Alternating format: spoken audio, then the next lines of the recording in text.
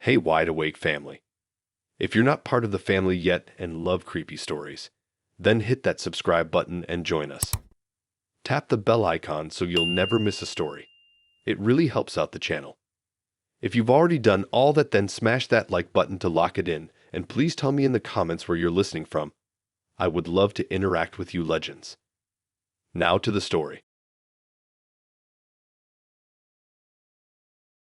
By the third date, you usually got a good sense of someone. That's what I thought anyway. Her name was Emily. Profile was normal, cute selfies, some nature shots, a dog in one of them.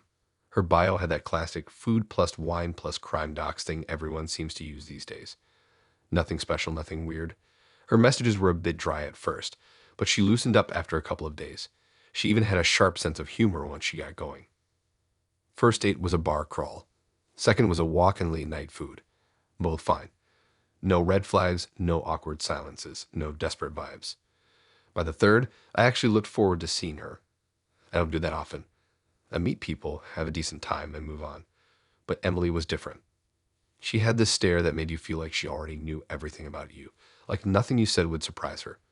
Most people are waiting for their turn to talk. She wasn't. She just looked at you like she had already read the script. I liked that. We met up at this spot in Shoreditch. Nothing fancy, just one of those half-dive places with red leather booths and low lighting.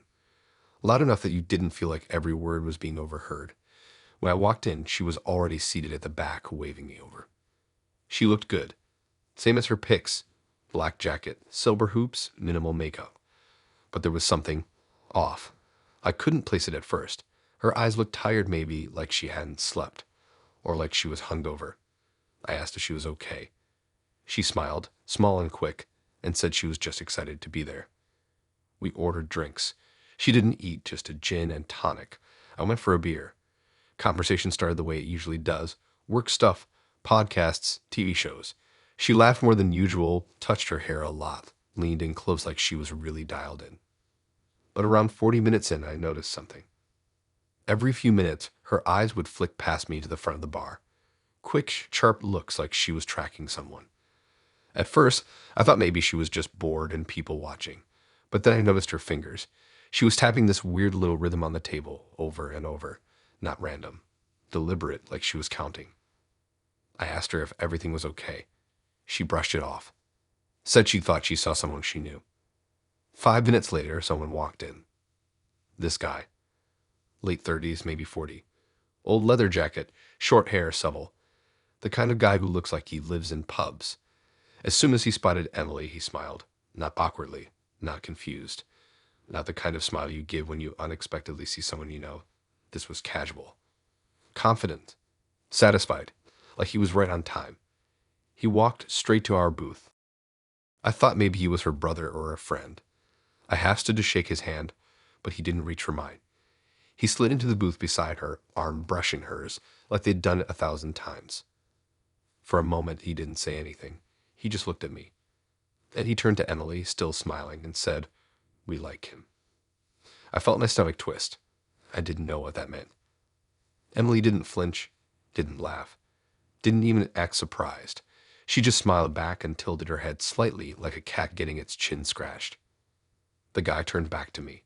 His voice was calm, almost friendly, but there was no hesitation in it. "You want to come home with us?" That was it. No wink, no laugh, no just kidding. I thought I misheard. I gave this awkward half laugh and said, "Wait, what?" He repeated it. "You want to come home with us?" I looked at Emily. She was still staring at me. Same smile, not a blink, like she was waiting to see if I'd say yes. Something in me jolted. I stood up. My heart was pounding so hard I could feel it in my throat. I muttered something about needing the bathroom, then just said screw it and told them I had to go. They didn't stop me. They just watched me leave. I left my drink, barely half touched, and walked straight out into the cold. On the street, I tried to laugh it off. A bad joke. A weird kink thing. Some social experiment crap, but no, it didn't feel like that. Later that night, I got a message from Emily. "You didn't have to run." That was it. I blocked her. I thought that would be the end of it. It wasn't. 2 nights later, I was walking home from work. Cold night, No rain, just wind. I cut down the usual side streets toward my flat. Halfway there, I felt it, that prickly sensation in the back of my neck, like someone was watching. I turned a corner onto my street. That's when I saw it. A car. Not mine.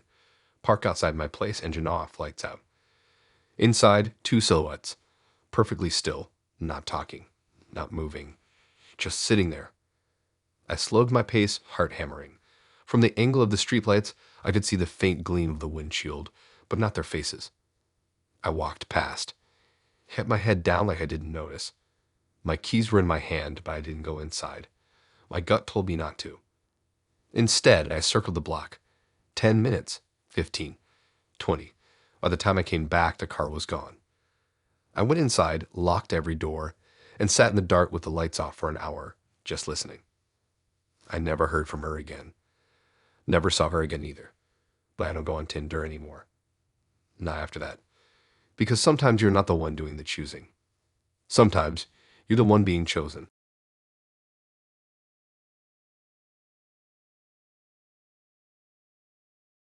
So, this guy ordered nothing. Literally nothing. Not even a drink. Just sat there across the table, smiling at me while I ate. But let me back up. I matched with him on a Tuesday. His name was Micah. No last name, just Micah. He looked normal in his photos. Clean hoodie, slightly curly hair, big brown eyes. His bio said, "I'll cook for you if you don't talk during horror movies. Quirky, harmless, swipe right." We started chatting. He was weird, but not in an overtly creepy way. More like the kind of guy who tries too hard to be deep. He'd send stuff like, "If you vanish tonight, who would notice first?" Or, "Do you believe people can change their faces?" Stuff that should have been a red flag, but instead just made me laugh. Everyone's a little strange on dating apps. By Thursday, he asked if I wanted to meet up. I suggested dinner, casual, neutral ground. He picked this cozy Korean fusion spot downtown. Said he liked the vibe. When I got there, he was already seated at the booth. No jacket on the seat, no phone in hand, no menu. Just sitting there, looking around like he was waiting for someone to tell him a secret. He stood up when he saw me, smiled, and gave this awkward little wave like a kid at a school dance. I smiled back and slid into the booth across from him. He didn't hug me, didn't do the lame side handshake. He just sat down again, tilting his head at me the way dogs do when they hear a high-pitched sound. The waiter came over. I ordered a ginger beer. Michael said, "I'm good." That was it. No water, no beer, no glance at the menu. I laughed it off. Not hungry. He just stared at me and said, "Already ate." Fair enough, I thought. But then I realized there was no evidence of that. No smell of food on him. No plate or cup at the table when I arrived. He hadn't just finished eating. He was just there. I ordered bulgogi tacos and asked if he wanted to share.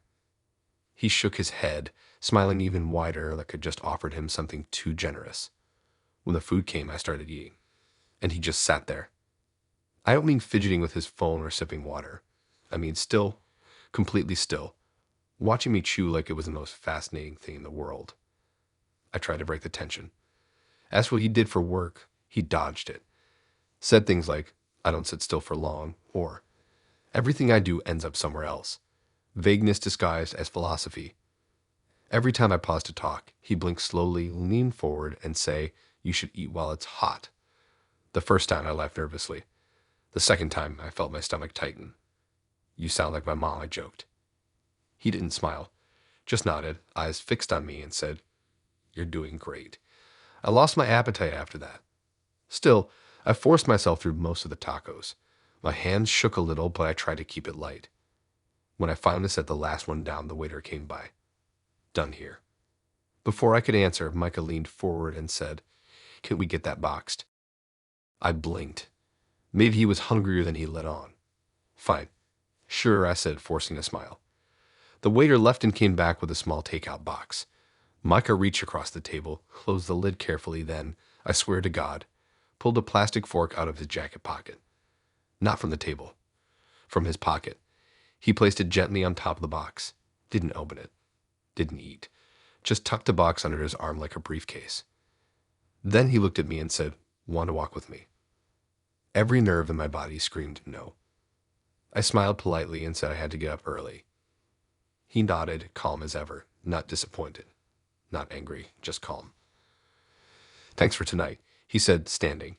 He walked out of the restaurant with my leftovers under his arm, like he just picked up something valuable. I sat there for 10 minutes, trying to process what had just happened. Then I left. I told myself it was weird but harmless. Another bad date. Delete the app, laugh about it later. Except 2 days later I got a text. No name attached, but I recognized the number. It said, "Delicious." That was it. I froze and blocked the number. Thought that was the end of it. It wasn't. That night, my roommate called me into the kitchen. "Hey, did you bring leftovers home?" I frowned. I hadn't. I walked in and froze. There, sitting on the counter, was a takeout box. Same logo from the restaurant. Same foil wrapping inside. On top of the box was a plastic fork. Clean, unused. No note, no explanation. Just my food. In my kitchen. We don't live on the ground floor. Hey guys, really sorry to interrupt. If you're still listening, then you're enjoying the story so far. And if you are enjoying, then please hit that like button. That's all I ask of you. Thanks so much. Now back to the stories.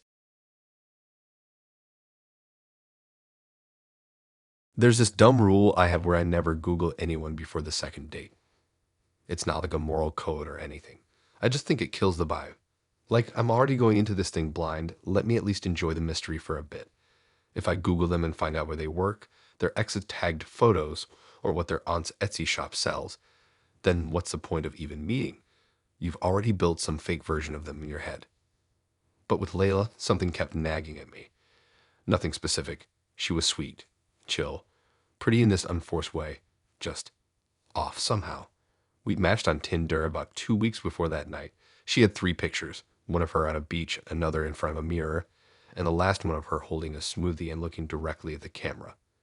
She wasn't overposed, didn't have that Instagram influencer thing. Just normal, relatable. Her bio was short, dog person, pasta freak, no Scorpios. That was fine by me. Our first date was at a rooftop bar, nothing crazy.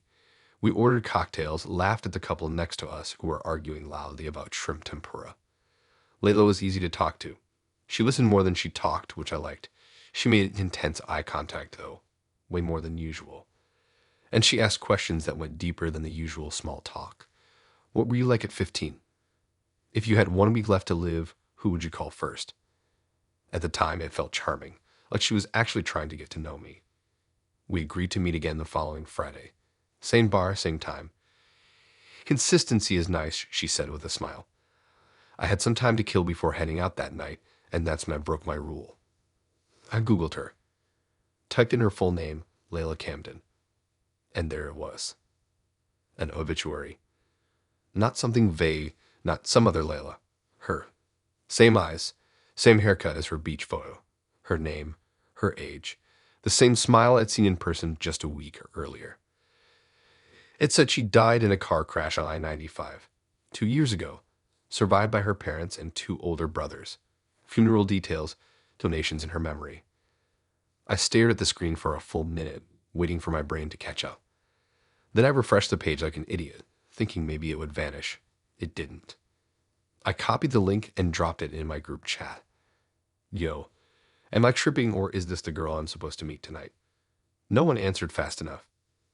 It was already 7:42. I was supposed to meet her at 8. I debated flaking. Every logical part of me screamed to stay home. But curiosity, that sick, gnawing curiosity, pushed me out the door. I told myself it was some mistake. People get misidentified online all the time. Maybe she had a cousin with the same name. Maybe someone used her photo. Maybe anything. I got to the bar late, sweating under my jacket. And there she was, sitting by the railing like last time, wearing the same jacket, smiling. I should have walked out. I should have left, but my legs didn't listen. They carried me to the table like I was on autopilot. She greeted me with that same warm expression, like nothing was wrong, like this wasn't insane. I sat across from her, trying to act normal. My palms were damp. My heart was a drum in my ears. She tilted her head slightly and said, "You look tense." I forced a laugh. "Work's been nuts." She smiled knowingly. The moon's full tonight. People get restless when it's full. We didn't order drinks. We just sat there. Her hands were folded neatly on the table, fingers perfectly still. She didn't tap them, didn't shift in her seat. I couldn't stop staring at her wrists, pale, smooth, like porcelain. My phone burned in my pocket. I wanted to show her the obituary, ask point blank, "Are you alive?" But before I could pull it out, she leaned in. "You shouldn't have looked me out." My body went cold. Her smile widened, stretching too far, like skin pulled over a mask. Her eyes never blinked. "Do you want to walk?" she asked. I shot up from the table. My voice cracked when I said I had to leave. She didn't argue. She didn't even move. She just watched me. Watched as I turned and walked straight out of the bar into the night. My heart was pounding so hard I thought people on the street could hear it. When I got home, I opened my laptop again, pulled up the obituary. It was still there. Only now the photo was different. It wasn't just her anymore. It was us. Sitting at the bar, from that night, from less than an hour ago. The caption underneath had changed too. In loving memory of Layla Camden and my full name. I slammed the laptop shut and hurled it onto the couch. My hands were shaking so badly I almost dropped it. I didn't sleep that night, or the night after. Every time I closed my eyes, I saw her across that table staring at me.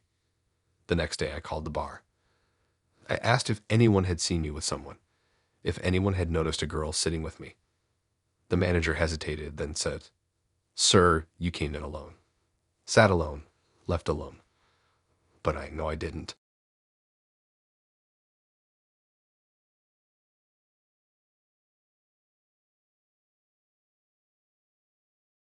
Waking up in someone else's bed isn't new to me. I've dated around. I'm not saying that in a braggy way, it's just the truth. Sometimes things click. Sometimes the drinks flow. And sometimes you wake up with your eyeliner halfway down your cheek and a dry mouth like you've chewed cotton. That's what this morning felt like. Except this time something was off. I woke up under a gray comforter. It was heavy, soft, tucked neatly around me. The kind of blanket that feels too deliberate, like it belongs in an Airbnb and not a real bedroom. The room was quiet, the window cracked open just enough for the sound of early traffic to seep in. It smelled like clean laundry and one of those plug-in air fresheners that's trying too hard to cover something else. For a second, I couldn't even remember his name. Max, that was it. We'd matched on Tinder about 2 weeks ago. Our chats were casual, flirty in a light way. He wasn't pushy. His photos seemed normal, nothing filtered, nothing that screamed catfish. He had this golden retriever energy, but still looked like he had his life together. Like someone who didn't live off cereal and Monster Energy. We met for drinks at a gastropub. Talked about work, family, podcasts. He said he was in marketing, though he never went into detail. That didn't bother me. I wasn't there to audit his LinkedIn. He was funny enough, attentive enough, and, most importantly, normal enough. One drink turned into 2, then 3, and then we were in an Uber back to his place. The rest of the night's fuzzy. We didn't hook up. I'm sure of that. I remember him showing me dumb memes on his phone, maybe kissing a little, and then both of us crashing out. It felt harmless. So why did I wake up feeling like the walls were holding their breath? I blinked at the ceiling, rolled over, scanned the room. Gray walls, a desk with a monitor, a closed wardrobe, nothing out of place. But then I noticed something above the dresser. A photo. Framed. I sat up slowly, my head pounding. It was me. Not someone who looked like me. Not a blurry maybe. It was me, smiling at the camera, wearing a red blouse I've never owned, standing in a kitchen I didn't recognize. My first thought was that I was drunker than I remembered. My second was that I was still dreaming, but the longer I stared, the colder I felt. I pushed the covers off and stood. My legs were shaky, but I forced myself upright. There were more pictures in the hallway. One of me holding a birthday cake. Another of me with a dog I'd never seen before. Another, this one huge, framed in black wood, of me standing on a beach, hair up in a bun, laughing at someone off frame. I backed away, my pulse thundering in my throat. Something in me screamed to leave, but I didn't have my phone, didn't have my shoes. I turned toward the bedroom closet and slid the door open. Inside were clothes. All women's. all my size. Some pieces looked like stuff I'd wear, jeans, hoodies, a leather jacket. But others didn't. One was a floral, frilly dress, the kind of thing I'd never buy, yet it looked worn, like it had been washed and used. Then I saw the shoes, lined up neatly along the bottom. One pair was literally mine, a pair I lost months ago at a party. I'd assumed someone stole them, but here they were spotless, like they'd been waiting for me. My chest tightened. My breath went thin. I stumbled back, nearly tripping on the carpet, and forced myself into the hallway. The living room was unnervingly tidy. Couch cushions perfectly aligned, coasters stacked, a bowl of mints dead center on the coffee table. But my eyes locked on the giant wall calendar. Random tasks filled the days. Order meds. Clean fridge. Call plumber. But yesterday's box had something written in red ink. Thursday, bring her home. I froze. That was yesterday. I spun toward the front door. My fingers fumbled with the lock. It was bolted shut with one of those sliding locks, the kind you can only secure from the inside, which meant someone locked it after I'd come in. I shoved it open, grabbed my boots from the mat. They were lined up neatly like I was meant to stay. I didn't even bother texting him. Didn't even think about leaving a note. I ran. Down the stairs, few at a time, heart slamming against my ribs. I burst into the street barefoot, clutching my boots like a weapon. Only when I hit the pavement did I dare to stop. I fumbled through my bag, yanking out my battery pack. My phone was dead, of course. Typical. I sat on the curb, staring at the apartment building, praying I wouldn't see a face in the window. When my phone finally buzzed back to life, I had a text. No name. Just a number I knew was his. Hope you slept well. I made breakfast. I deleted it. Blocked him. Deleted Tinder. But the worst part wasn't the clothes, or the shoes, or even that damned calendar. The worst part was one of those framed photos, the birthday cake one. Because beside me in that picture was my old flatmate. The one who'd moved to Australia a year ago. The one who'd stopped posting online right before she left. And I swear on my life, I never uploaded that photo anywhere. I've tried to forget it. Tell myself it was explainable. Maybe he scraped the pictures from someone's Facebook. Maybe he faked them. Maybe there was a trick I couldn't see. But sometimes I dream that apartment, that clean gray room, those photos, that floral dress in the closet. And every time I wake up with the same thought. Not knowing what he wanted. Only knowing how long he'd been preparing for me to come over.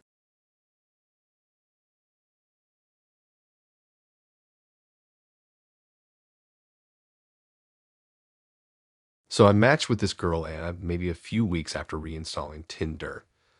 By then, I wasn't even really trying anymore. You know that stage where it's less about meeting someone and more about killing time when you're bored. That was me. Half-hearted swipes while watching Netflix, not expecting much. But her profile stood out. Her bio was short, almost nothing at all. A single sentence about loving dumplings and hating pumpkin spice lattes. Her photos looked natural, not overposed, not filtered into oblivion, just her. One where she was laughing in front of a food truck. Another where her dog was licking her face. Another with her in glasses and a messy bun. She looked normal, not trying too hard, not pretending. That's what made me swipe right. We matched instantly. She messaged first. Quick replies, dry humor, no weird oversharing. She was the kind of person you could talk to about nothing and not feel like you were wasting time. It felt easy. We set up a coffee date a few days later. She was exactly like her photos. No catfish vibes, no jarring disconnect. She wore a big gray hoodie and joggers, barely any makeup, and carried herself like she wasn't trying to impress anyone. Chill. I offered to grab drinks. She asked for tea. We sat outside and joked about bad Tinder bios, people who brag about their adventures and tattoos gone wrong. It was nice. Second date was a walk. Her idea, she picked some park I'd never heard of, a little out of the way. We just strolled and talked. She leaned into my arm a couple times when she laughed, and it didn't feel forced. Comfortable. We didn't kiss, but I left thinking maybe finally this was going somewhere. So when she suggested a third date, I didn't hesitate. She said she liked dive bars, the kind no one posts about on Instagram. Sent me the name of a place tucked behind a car wash. I hadn't heard of it, but it had a couple of decent reviews online. It sounded quirky in that hidden gem kind of way. I showed up first. The place was dim, red string lights draped above the bar, cracked vinyl booths against the wall. Old rock posters curling at the edges, the faint smell of stale beer and bleach. The kind of place you'd expect to find bikers or lonely regulars, but not couples on dates. Still, it had a nostalgic, lived-in vibe. She arrived 10 minutes later. Black jeans, green cropped sweater, hair up. She smiled when she saw me, that same soft, effortless smile from her pictures. We slid into a back booth. She ordered a gin and tonic, I got a beer. Conversation was slower this time, but in a good way. Less performative, more relaxed. She told me how she hated office jobs, how she was saving up for a tattoo sleeve. I told her about the time I nearly burned my flat down trying to cook lasagna. We laughed. It was normal, totally normal. Until he walked in. Mid-30s maybe. Tall. Beard, nice jacket. He had that confident way of carrying himself that made me assume he belonged there. I didn't pay much attention until he stopped at our table and smiled. Not the annoyed kind of smile you give someone sitting in your spot. Not a polite, sorry to interrupt smile. It was calm, controlled like he already knew what was happening. Then he looked at Anna and said, "So this is him." I froze. She didn't look surprised. She didn't laugh or shake her head or introduce him as her brother. She just nodded, slowly. That's when he turned to me, stuck out his hand, and said, "I'm her husband." It hit me like a bucket of ice water. I didn't shake his hand. Couldn't. My stomach twisted like it was trying to warn me before my brain caught up. He didn't flinch, he just kept smiling. And then he said the words I'll never forget. "We'd like you. Want to come home with us?" I waited for the punchline, for Anna to burst out laughing, for him to wink like it was all some weird joke. But nothing. She just sat there, sipping her gin and tonic, eyes steady on me. And he slid into the booth beside her, arm brushing hers like he'd done it 1,000 times before. That's when I stood up. My chair screeched against the floor. "I think I'm good," I muttered, my voice too shaky. Neither of them stopped me. Neither looked upset. They just sat there, side by side, watching me leave. I walked fast. Didn't run, but it was close. My heart hammered like I just sprinted. When I reached my car, I locked the doors before I even sat down. My hands were shaking so badly I fumbled the keys. I didn't text her. Didn't block her either. Not yet. A part of me wanted the thread open in case she said something to make sense of it. In case it was some prank, some test, some anything that wasn't what it seemed. Hours later, my phone buzzed. One message. "We could have had a lot of fun." That was it. No explanation. No sorry. I unmatched. Deleted the thread. Deleted Tinder again. But it didn't end there. A few days later, while scrolling absent-mindedly, another profile popped up. A girl. Same vibe as Anna. Casual hoodie photos, dog in one, messy bun in another. Familiar, normal. Until I looked closer. In one of the group shots, blurry in the background, was him. The husband. Just enough out of focus to miss unless you were really looking. I unmatched instantly. Haven't seen her with them since. But sometimes I wonder if that's just their system. A funnel. Her profile to lure people in. His appearance to test them. And maybe sometimes the ones who say yes, they don't get to wonder afterward. They just go home with Anna. And her husband.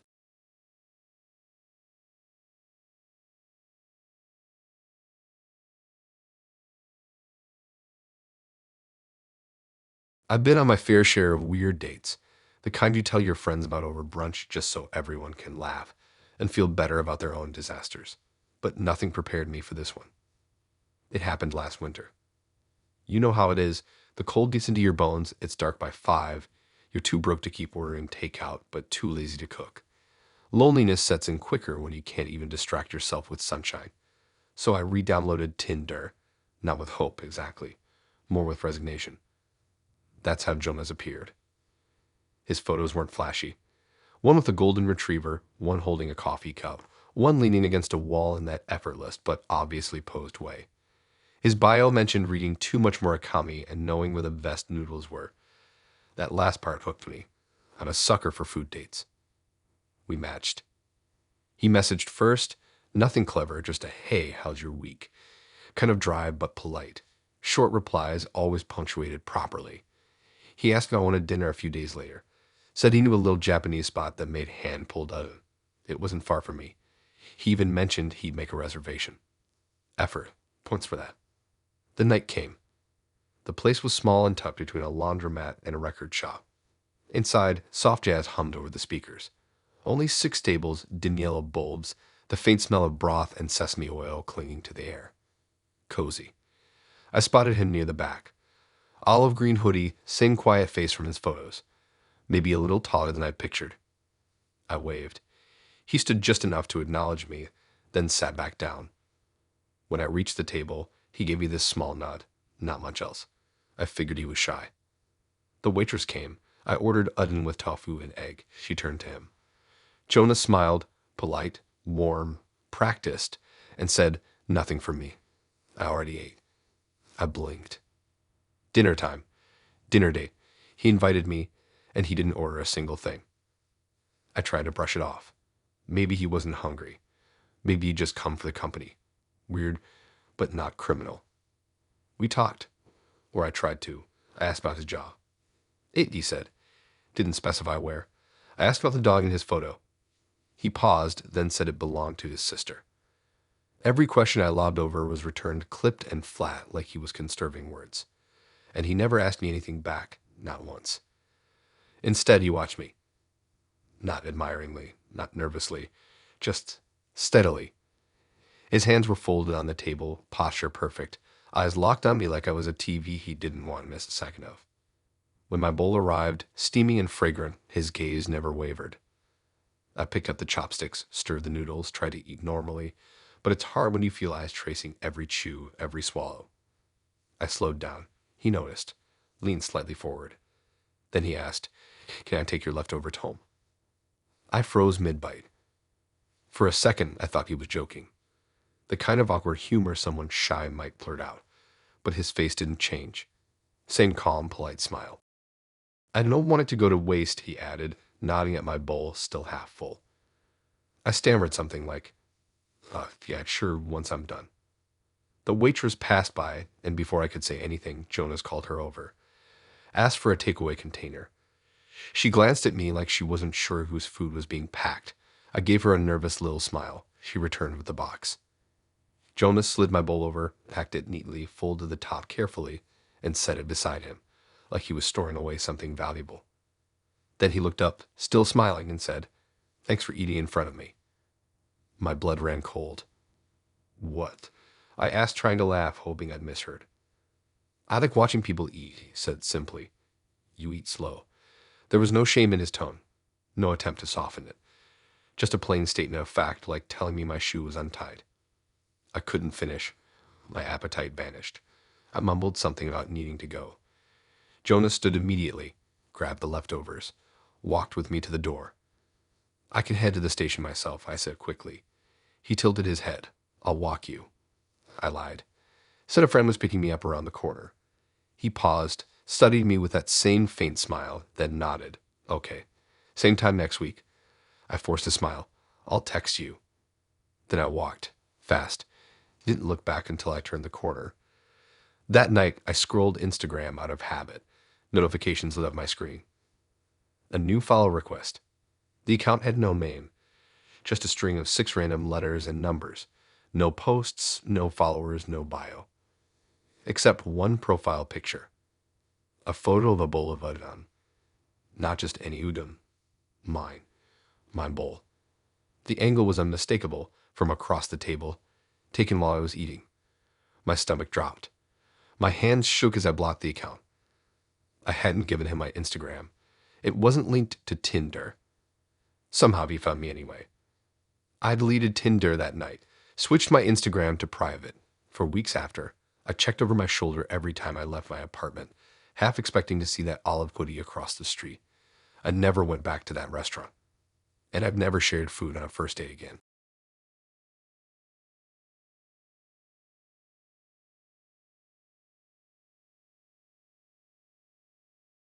I know this is gonna sound dumb, like stupid dumb, but I swear I'm not making any of this up. I just need to tell someone, even if it's the internet. Maybe you'll laugh, maybe you'll be disgusted, maybe both, but I don't even care anymore. I just need it out of my head. So I met this guy, Eli, on Tinder during one of those long weeks where boredom just eats your brain. I just moved into a new flat with my best friend and had zero social life going on, so yeah, Tinder.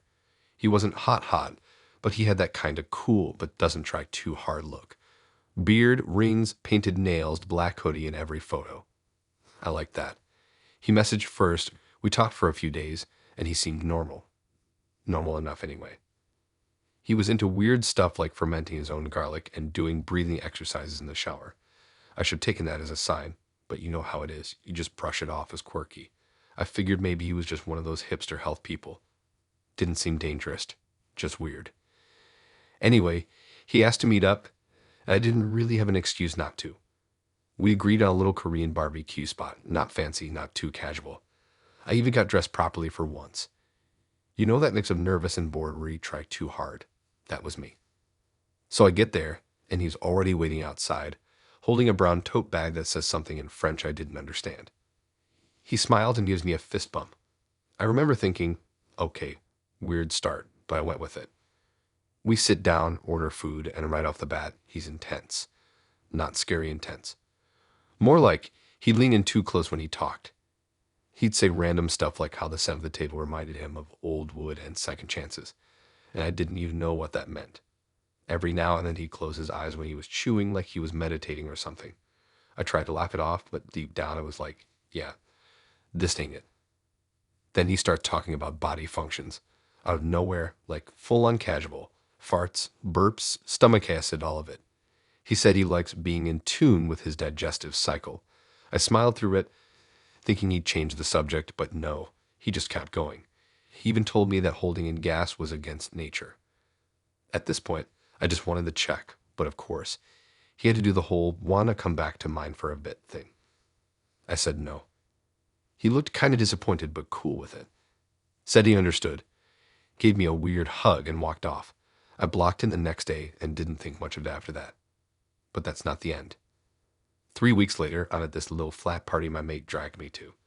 It's one of those places with way too many people in too small a space, sweaty walls, cheap fairy lights, some dude playing his own SoundCloud set.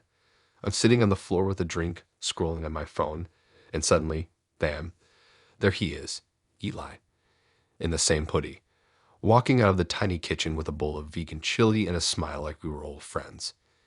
He sits next to me, acts like nothing ever happened. I'm polite but cold. I keep my answers short. He doesn't get the hint. Fast forward like an hour, I'm on the balcony trying to escape, and guess who follows me? Yeah, Eli. He brings a blanket and sits next to me like this is some kind of movie scene. Starts talking again about digestion, how food moves through us like trauma. At this point, I'm holding a laugh just so I don't go full rude mode. Then he drops it. Says he's been trying this raw air detox where he only eats onions and fermented stuff. Says it cleanses the gut and soul. My brain's just glitching at this point, like, what even is that? I try to stand up and leave, but he kind of blocks the way with his light and goes, wait, just one last thing. I don't know why I stayed. I think I froze because I thought maybe he was gonna confess something or apologize or whatever. But instead, he just turns slightly, raises one leg on the chair, and farts. Right on me. Not like near me, not beside me. On. Me, direct hit like he aimed. I felt the warmth through my leggings, I swear to God. My ears went hot. My mouth dropped open. I couldn't even speak. And he just laughed. Not loud, not evil. Just like it was the funniest inside joke we were both part of. Like we were bonding over it or something. I ran. I didn't even say a word. I just bolted through the living room, pushed past people, grabbed my jacket off some random chair and left. No goodbye. No explanation. Just straight out into the cold, eyes burning, heart thumping like I'd just escaped a crime scene. When I got home, I washed my face like 20 times. It didn't help. I couldn't sleep. Every time I closed my eyes, I saw this stupid grin and heard the sound, like it had echo. Blocked him everywhere again. Deleted Tinder. Didn't tell anyone the full story for weeks. I just said he got weird and crossed a line. Only one of my close friends knows the actual details, and she laughed so hard she cried. I didn't. I still haven't laughed about it. Maybe one day I will. But for now, I just flinch a little when someone sits too close. I double-check balconies. And I don't trust anyone who calls garlic medicine.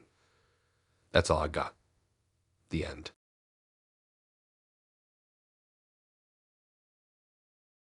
You know how sometimes you Google someone out of curiosity? Not in a stalker way, but just to check, to make sure they're real. Maybe you want to see if their last name pops up in some article, or if they've been arrested for tax fraud or something. Just the kind of harmless background search everyone does, even if they don't admit it. Yeah, I did that. Her name was Leela. We matched on Tinder a few days before. She was gorgeous, but not in that curated influencer way. No filters, no staged rooftop brunch shots. Just natural. Big brown eyes, dark curly hair that looked like it always did whatever it wanted, and this kind of thrift store vintage vibe. Her profile said she liked horror movies and old diners. That alone made me swipe right. Our first date was great. We met at this cluster of food trucks downtown, where the air always smells like 6 different cuisines at once. She showed up in an oversized sweater and these weird mismatched sneakers. One green, one blue. Anyone else would have looked sloppy. She made it look intentional. She wasn't super talkative, but when she did speak, she was sharp. Funny in that dry, offended way. The kind of humor where you wonder how many jokes she doesn't say out loud. We ate tacos on the curb. Talked about The Shining. She told me she watches it once a month like a ritual. I said that was borderline concerning. She grinned, shrugged, said, better than therapy. When I walked her back to her bus stop, she gave me this look before she left. Not flirty, not nervous. Just still, like she was memorizing me. It gave me a chill, but in the moment I brushed it off. We agreed to meet again. She picked the spot, an old-school cocktail bar by a hotel. Low-key. A little mysterious. Fitting for her, honestly. I was looking forward to it. Until that Friday afternoon, a few hours before I was supposed to leave. I was killing time on my sofa, scrolling aimlessly. Out of nowhere, I typed her name into Google. Just curiosity, right? Her last name was in her Instagram handle, so it was easy. The first result wasn't LinkedIn. Wasn't Facebook. It was an obituary. My stomach flipped. I clicked it. There she was. Same face, same dimples, same crooked smile. The photo looked a little older, shorter hair, no curls, but it was unmistakably her. The obituary said she died in a car accident. 2 years ago, in this city, age lined up perfectly. I just sat there staring at the screen, frozen. At first, I tried to rationalize it. Maybe it was a coincidence. Maybe someone made a fake profile using her pictures. People do that. Catfish 101. So I opened to Tinder, scrolled through our messages. Still there. I typed, hey, still good for tonight. 2 minutes later, the reply popped up. Yep, can't wait. My throat went dry. I should have canceled, I know that. But instead, I went. Why? I don't know. Maybe because I couldn't accept what I saw. Maybe because some dumb, morbid part of me wanted to see how far it would go. The cocktail bar was dim, smoky with low yellow lights hanging over the booths. Jazz murmured through hidden speakers. The bartender wiped glasses without looking up. And there she was. Layla. Sitting in a booth like she'd been waiting forever. Same sweater. Same curls. Same girl from the obituary. She waved when she saw me, smiling like nothing was wrong. My legs felt heavy as I walked over. I slid into the booth across from her, tried to keep my hands from shaking. She acted completely normal, asked how I weak. Told me about this weird dream she had where she kept walking into the same diner over and over, but the clock never moved. Laughed at something dumb I said, but I barely heard her. Every time I looked at her, I saw the obituary photo burned in my brain. The flat smile, the words survived by her parents, loved by many. I kept glancing around, waiting for someone to burst out laughing with a camera crew, but no one did. She was real. She was right there. When our drinks were almost empty, I asked if she wanted another round. She said she'd grab it, slid gracefully out of the booth, walked to the bar. The second she was gone, I pulled out my phone and checked again. The obituary was still there. Same date, same name, same face. No mistake. She came back, 2 glasses in hand. Set mine in front of me, the ice clinking. Her eyes locked onto mine as I hesitated, staring at the drink like it might dissolve into smoke. She tilted her head slightly curious, not concerned, not confused, just observing me. I couldn't do it. I pushed the glass aside, said I wasn't feeling great, maybe I should head home. She smiled, small and knowing, like she'd been expecting that answer. That's okay, she said. Same even tone, same stillness as the bus stop. Her eyes lingered on me for a beat too long, like she was etching my face into her memory. I mumbled a goodbye and left. I didn't walk, I ran. Out of the bar, down the street, not stopping until I hit a main road under a buzzing streetlight. My heart hammered against my ribs. I checked Tinder again. Her profile was gone. Our messages? Gone, like she never existed. I jumped to Instagram. Her account, deleted, no trace. My skin prickled, cold crept into my chest. I never saw her again. And the scariest part, I still don't know if I was catfished by someone using photos of a dead girl, or if I actually sat across from someone who wasn't supposed to be here anymore.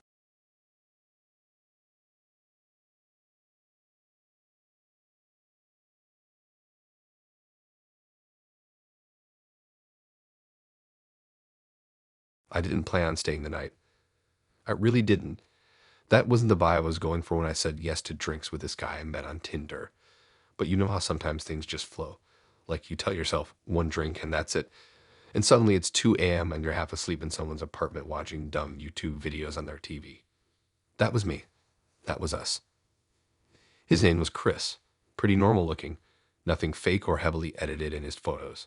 He had a few mirror selfies, one with a dog, one in a group setting. Safe enough. His messages were polite, funny even, which already made him better than the last 6 dry, awkward dates I'd been on that month. So when he suggested making a second round of drinks back at his place, and my instincts weren't screaming at me, I said yes. His apartment surprised me. Clean. Not showroom clean, but lived-in clean. Plants that weren't dying. Real books on the shelves, not just decorative coffee table ones. Shoes by the door. A candle burning faintly, something warm and spicy. It was small, just a studio. Bed in the open. A desk by the window. Tiny kitchen opposite the sofa. Cozy, not threatening. The kind of place where you could actually picture someone's life unfolding. I let myself relax. We sat on the couch, sipping drinks, laughing at dumb TikToks and YouTube rabbit holes. The kind of stuff you do when you're comfortable with someone, even if you just met. I remember looking at him at one point and thinking, he seems decent. Normal, not weird. Eventually, I must have dozed off. Curled under a throw blanket on the couch, still in my jeans, shoes on.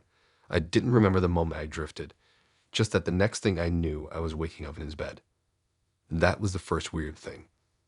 Not on the couch anymore, his bed. Shoes off, covered with a proper blanket. My phone charging on the nightstand. I didn't remember moving. I didn't remember him moving me. It wasn't immediately creepy, just disorienting. Maybe he carried me over when I fell asleep. Maybe I mumbled that it was fine and forgot. People do half-conscious things when they're exhausted. But then I set up. The air felt different, heavy still, like the apartment itself was holding its breath. That's when I saw the frames. 3 of them, black borders, hung neatly on the wall directly across from the bed. Not big, but impossible to miss. And they were of me. Not selfies, not anything I recognized. Candid shots. One was me walking through the train station, coffee in hand, eyes down at my phone. Another was me at the weekend market near my flat, wearing a coat I hadn't owned in over a year. And the last one, this one locked my breath in my throat, was me sitting on a bench near my gym, reading, in the exact outfit I'd worn just last week. I froze, my chest heightened until it hurt. How? How long had he been following me? How close had he gotten without me noticing? My skin prickled. I forced myself to slide out of the bed as quietly as possible. Every instinct screamed not to make a sound. I padded over to the nightstand. My phone was there, fully charged, screen glowing faintly. I checked the time. 6:24 a.m., no missed calls. No messages. I slipped my shoes on, barely breathing. My hands shook as I tied the laces. The apartment was quiet, too quiet. As I moved past the kitchen, I noticed it. A camera. Small, mounted high in the corner near the ceiling, angled directly at the bed. The lens blinked red. Not hidden, not obvious, just there, watching. My body locked out. My pulse thundered in my ears.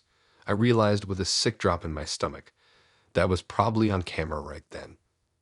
Frozen between the door and the bed, like a rat that's just realized it's already in the trap. I didn't say a word. Didn't search for answers. Didn't check if he was asleep on the couch or lurking somewhere. I just walked to the door, turned the handle, slipped out, and the second it closed behind me, I ran. I didn't stop running until I hit the main road, lungs burning, feet pounding. Streetlights buzzed overhead, the world still half asleep. I found a cab and collapsed into the back seat, told the driver my address, turned my phone off. The whole ride home, I just stared out the window, trying not to fall apart. When I got inside my flat, I finally turned my phone back on. My hands were shaking as I opened Tinder. His profile was still there. Smiling, normal, safe. I reported it, blocked his number, then deleted my account altogether. But here's what really haunts me, the photos. Those candid shots. Me at the train station, at the market, on the bench by my gym. How long had you been watching? How did you know where I lived, where I got coffee, where I like to sit and read? And the worst part, the thought I can't shake, is this. How many other girls had been in that bed? And how many more frames were waiting to be hung on that wall?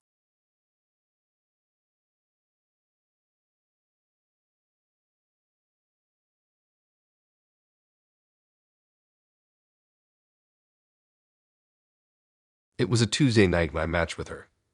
That was already strange because I would usually swipe during the week. My Tinder habits are lazy. Sunday evenings, usually when I'm bored and restless and want to convince myself I'm at least trying to date. But that Tuesday I was lying in bed, half watching TV when her face popped up. Her name was Kelsey.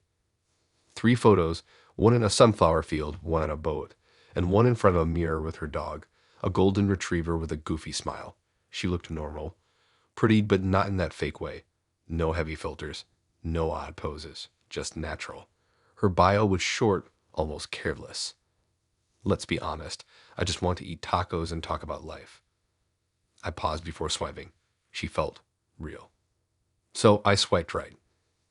And we matched almost instantly. Our chat started the usual way. A hey. A comment about her dog, then a quick slide into favorite movies. She mentioned horror, which made me perk up. Most people say The Notebook or Marvel or whatever, but she actually wanted to debate which version of The Ring was scarier. She was easy to talk to. Her replies came fast, not desperate fast, but smooth, like she was sitting across from me, carrying the rhythm. And she laughed at my jokes. Actually laughed. You know how rare that is on dating apps. By Thursday, we had plans. Just drinks at a bar downtown. Nothing dramatic, nothing risky. Neutral ground. When she walked in, I actually thought she looked better than her pictures. Same wavy brown hair, same denim jacket from the sunflower photo. And when she smiled, it felt oddly familiar. Like we weren't strangers. Like this was the second or third date, not the first. The night itself was fine. Easy. Comfortable. We talked about movies, work, her dog, my dog that I wish I had. She was quieter in person than over text. She'd sometimes pause like she was carefully choosing her words, but it didn't bother me. If anything, it made her seem thoughtful. We only had 1 drink each. Around 10, we stepped outside, exchanged that slightly awkward but warm goodbye. I didn't kiss her, just told her I had fun, and maybe we'd do it again. She nodded, smiled that familiar smile. I walked home feeling strangely calm, not buzzing like after a great first date, not disappointed like after a bad one. Just settled, like I'd spent the evening with someone I'd already known for years. That should have been my first red flag. The next morning, lying in bed before work, I was scrolling through my phone. I don't usually Google people I'd just met. Feels invasive, but something about her name stuck in my head. Kelsey Moreau. I typed it in. No bad intentions. Just curiosity. Maybe her Instagram would pop up. Maybe I'd learn if she really had that golden retriever. The first link that appeared wasn't Instagram. It was an obituary. I clicked before my brain had time to second guess. And there she was. Same name, same face, same sunflower field photo. I sat upright, my stomach dropping. The words blurred for a moment before I forced myself to focus. She died in a car accident. 2 years ago. The obituary was from the local paper with her full name, her age, her city. It listed her parents, her siblings, the date of the funeral. The photo was the exact one from her Tinder profile. My hands went cold. My first thought was that it had to be some kind of scam, someone using her identity or photos. That happens. Fish accounts. People are awful. But the obituary was too detailed, too personal, too official. I stared at it for 10 minutes trying to make it make sense. Finally, I went back to Tinder. Our chat was still there, her profile still active. I typed a message. Hey, weird question. This is your real name, right? She replied almost instantly. Yeah, why? I stared at those 3 words for a long time. My thumbs hovered. I didn't reply. Because what the hell was I supposed to say? I think you're dead. That night, we were supposed to meet again. Same bar, same time. I told myself I wasn't going, but I did. The bar was quiet, low light spilling across wooden tables. I ordered something light and sat near the door. My heart was pounding, now with excitement, but with this nauseating anticipation. If she showed up, I told myself, I'd just confront her. Ask if it was some prank or if she had a sister or if someone was pretending to beat her. I needed an explanation. Then the door opened, and she walked in. Same denim jacket, same smile, same girl I'd seen in the obituary. She waved at me like we were old friends. Sat down at the bar stool next to mine. How was your day? She asked, cheerful. I answered automatically like a robot. Something about work, something about being tired. My mind wasn't in the room. It was still staring at that obituary page. The sunflower photo. The funeral date. The names of her parents. She talked like everything was normal, like nothing about her existence was strange. Halfway through the drink, I excused myself, muttering something out the bathroom. But instead of turning down the hallway, I pushed through the bar's side door into the cold night air. I pulled out my phone. Dialed the number for the funeral home listed in the obituary. No one answered, but the voicemail message confirmed the name, the same funeral home, the same one that had supposedly handled her service. I didn't go back inside. I walked away fast. Then I blocked her number, reported her profile, deleted Tinder altogether, and waited. But the strangest thing, she never contacted me again. No, where did you go? No texts, no calls, nothing. It was like she'd only ever planned to meet me twice. And that was it. Months later, I still think about her sometimes. I still check the obituary. It's always there. Same sunflower photo. Same date of death, 2023. And sometimes I wonder, if I hadn't searched her name, would I ever have known?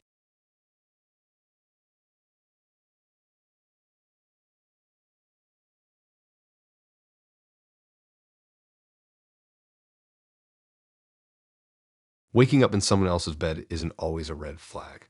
I mean, that's the whole point of dating sometimes, right?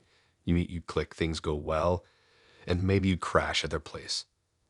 That was what I told myself when I opened my eyes and didn't recognize anything. The sheets were gray. The walls were painted a muted green. Not ugly, not cozy, just neutral like a stock photo of a bedroom. There was a window half open, letting in distant traffic noise. A small desk sat against the wall, with a lamp still glowing faint amber from being left on all night. For a few seconds, I just lay there, blinking against the dryness in my eyes, trying to stitch together the night before. His name was Leo, or at least that's what his Tinder profile said. We'd matched about 2 weeks earlier, after one of those nights where I was swiping more out of boredom than hope. He wasn't flashy, no travel pics, no shirtless gin photos, just 3 or 4 casual shots. And with a dog, 1 hiking trail selfie, 1 half-face mirror pic in his car. His bio was short, something about working in it and liking live music. Our conversations had been normal, unremarkable. He was the kind of guy who used punctuation in texts and replied within 5 minutes, which I took as a green flag. We'd met once before this, coffee and a walk through the park near his flat. He wasn't charming, but he was polite, a calm presence, the kind of person you could sit beside on a long bus ride without feeling drained. Last night was dinner. His suggestion, a small Italian place near his apartment. Quiet, tucked between 2 shuttered shops. The food was decent and the wine better, and the overall vibe safe. Afterward, when he offered to have me over, I said yes. At his flat, we hung out, played a card game he had on the table, watched a movie, Some forgettable thriller I can't even remember the title of. Nothing wild. Nothing suggestive. Just two people hanging out. I barely touched the second glass of wine. Somewhere around the halfway point of the movie, I remember my body going heavy, my eyelids giving up. I fell asleep on his couch. That's the last thing I remembered. So waking up in his bed threw me off. I sat up slowly, pressing a hand to my temple. I was still dressed. Jeans, sweater, makeup smudged but intact. My shoes were neatly lined up at the foot of the bed. I figured maybe he carried me in. Or maybe I'd gotten up half asleep and moved without remembering. But then I saw the night's hint. And that's when things stopped making sense. There were photos there. Framed. Glossy prints in little black frames. Of me. Not selfies I've taken. Not Instagram shots. These were different. In one, I was laughing mid-squint with my teeth showing. In another, I was standing in front of a fountain. In a third, I was looking off to the side like someone had called my name. My stomach flipped as my eyes narrowed, because in every single one I was wearing clothes I didn't own. A red scarf, a yellow dress, a long white coat that looked expensive, elegant, not me. But it was me, the tilt of my head, the dimple in my cheek, the way my hair curled on humid days. I've never posed for those photos. I've never worn those clothes. But the pictures looked real, not AI or filtered, not stitched together, real. I pushed back the covers and stood up, my legs trembling. My eyes darted around the room, more photos. One above the desk, one propped on the dresser. All of them, me or versions of me. Different outfits, different settings, different moods. Some looked casual, some almost posed like professional headshots. But the expressions, the body language, they felt eerily natural, like photos taken when I wasn't aware I was being watched. The room felt smaller suddenly, the air heavier. I opened the bedroom door. The hallway stretched into silence. No lights, no footsteps. The living room looked exactly as I remembered. Couch, TV, books neatly stacked on the shelf. Too neat, too normal. But the silence pressed in, making my ears buzz. I grabbed my bag from the floor, shoved my phone inside, and hurried to the door. It was locked, of course. It took me a second to unhook the chain and fumble with the bolt. My pulse was hammering so loud I swore someone would hear it. When the door finally opened, I slipped out and shut it behind me. I didn't even bother looking for him. Didn't check the kitchen, the bathroom, nothing. I didn't want to know where he was. I didn't text him after. Didn't block him either.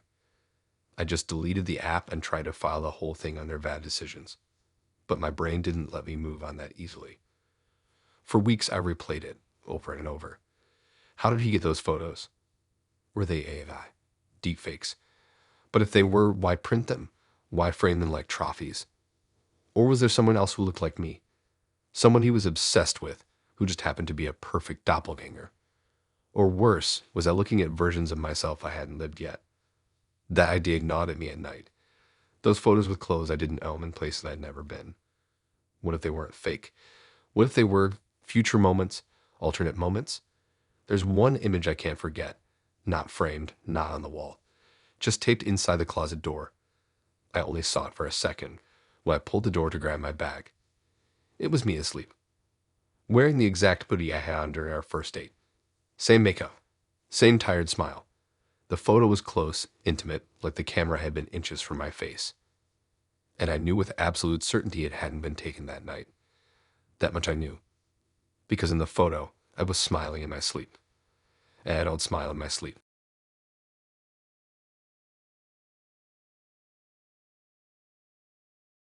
Third dates aren't supposed to be stressful. If anything, they're supposed to feel more comfortable, like you crossed the awkward early stage, and now you're just seeing if this thing has legs. That's what I thought anyway. Her name was Erin. We met on Tinder 3 weeks before all this. Her profile was unassuming. 3 or 4 photos, nothing over-edited. One of her with a dog on her lap, one in a bar with friends cropped halfway out, one of those fake candid mirror selfies where she was pretending not to look at her phone. Her bio was short too, just a line about loving strong coffee and road trips. She seemed normal. Our first 2 dates were solid. First, drinks at a dive near my apartment. Second, a proper dinner at a place she suggested. She seemed into me, and I liked her calmness. She wasn't overly talkative or self-absorbed. She asked real questions, made eye contact, laughed in the right places. We didn't kiss until the end of the second date, and even then it was short and tentative. I figured she was just cautious, which honestly I respected. By the time our third date came around, I was looking forward to it. She suggested a rooftop bar near the river. Said she liked the cocktails and the view. I liked that she took initiative, so I didn't overthink it. I got there 10 minutes early. Found us a small table tucked against the railing where the string lights were just starting to glow in the fading light. Ordered a beer to keep my hands busy. She arrived right on time. Same vibe, but dressed up a little more than before. Burgundy dress, gold earrings. She looked good. Confident. We settled in easily. Talked about random stuff. Her old job, my dog. Places we'd like to live someday. She mentioned wanting to live by the coast, to wake up near water. I told her about hiking with my dog on weekends. It was pleasant. Normal. The sun dropped lower. The string lights grew brighter. The music was low and jazzy. A breeze from the river carried just enough chill to keep things crisp. The kind of setting you'd want for a third date. And then he showed up. Tall guy, broad shoulders. Business casual, button-up rolled at the sleeves. Tan watch that probably cost more than my month's rent. He looked like the type of guy who'd sell you insurance and convince you to thank him afterward. He walked right up to our table like he belonged there. I looked up, half expecting he was a waiter or someone she knew. He wasn't holding a menu. He wasn't carrying drinks. He looked right at me, then at her. And then he smiled. And said, "We like you." No introduction, no small talk, just that. My brain stalled. I glanced at Erin, expecting confusion. Maybe irritation, like she'd just been interrupted by a pushy stranger. But she didn't look surprised. She looked knowing. She smiled back at him. Not nervously, not out of politeness, but knowingly. Like this was expected. Like this had happened before. He kept talking. I only caught part of it. Something like, "Want to come home with us?" But my ears were roaring like static filled my head. That's when I saw it. The ring on his finger. And hers. Matching. The air around me shifted. Everything got sharper and duller at the same time, like the rooftop lights were buzzing too loudly and the music had cut out. I didn't say anything. My hand was still on my beer, but frozen. My heart was slamming against my ribs so hard it almost hurt. He stood there like he'd just asked me if I wanted to split a cab. Calm. Casual. She didn't look guilty. Didn't fidget. Didn't explain. She just watched me. That was worse somehow. I started replaying everything in my head. First date. Second, the way she was careful with details. Never mentioned her apartment. Never said what part of town she lived in. How her phone never buzzed once. How she never offered her last name. And the fact that I hadn't questioned it. Not really. She'd steer the conversations. Made me feel like I was the one opening up while she stayed vague. And I'd mistaken that for being mysterious or careful. But now, under those string lights, it felt like I'd been led somewhere. Slowly. Patiently. Like I was the mark in some kind of long con. I stood up. My chair scraped the concrete louder than I expected. I didn't say anything. Didn't give them the satisfaction of a reaction. I just nodded like I suddenly remembered I had somewhere to be. Neither of them stopped me. I walked past him, past her, down the narrow metal staircase and out onto the street. And I didn't stop. I didn't order an Uber, didn't call anyone. I just walked, fast. Across the bridge, down unfamiliar streets, until my legs burned. I didn't stop until I was halfway across town. Only then did I let myself breathe. My mind was racing. Were they swingers? Sure. But that didn't explain everything. Why the secrecy? Why the careful build-up? Why choose me? What would have happened if I'd said yes? Would it have just been sex? Or was there more to it? Something I couldn't see yet. Was there someone else watching us from another table? Were there photos being taken, even then? I felt sick. Used. By the time I got home, my chest was tight and my hands were still trembling. I locked my door, double-checked it. Sat down on the floor of my living room and just stayed there. For an hour, shoes still on, lights still off. The next morning, I blocked her, deleted Tinder. I didn't tell anyone for weeks. Not because I was scared, but because I couldn't explain it without sounding paranoid. It wasn't about the proposition.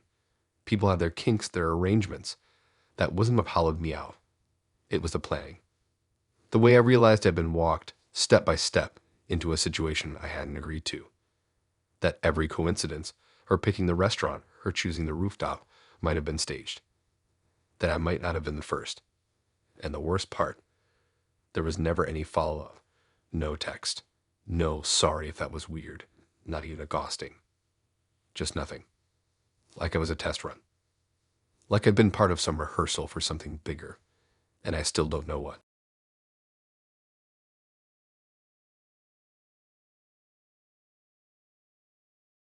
I'm pretty open-minded when it comes to dating.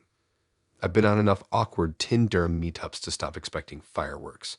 So when a guy shows up on time, looks generally like his photos, and doesn't immediately start talking about crypto or intermittent fasting, I consider it a win. That's how I felt when I met Liam.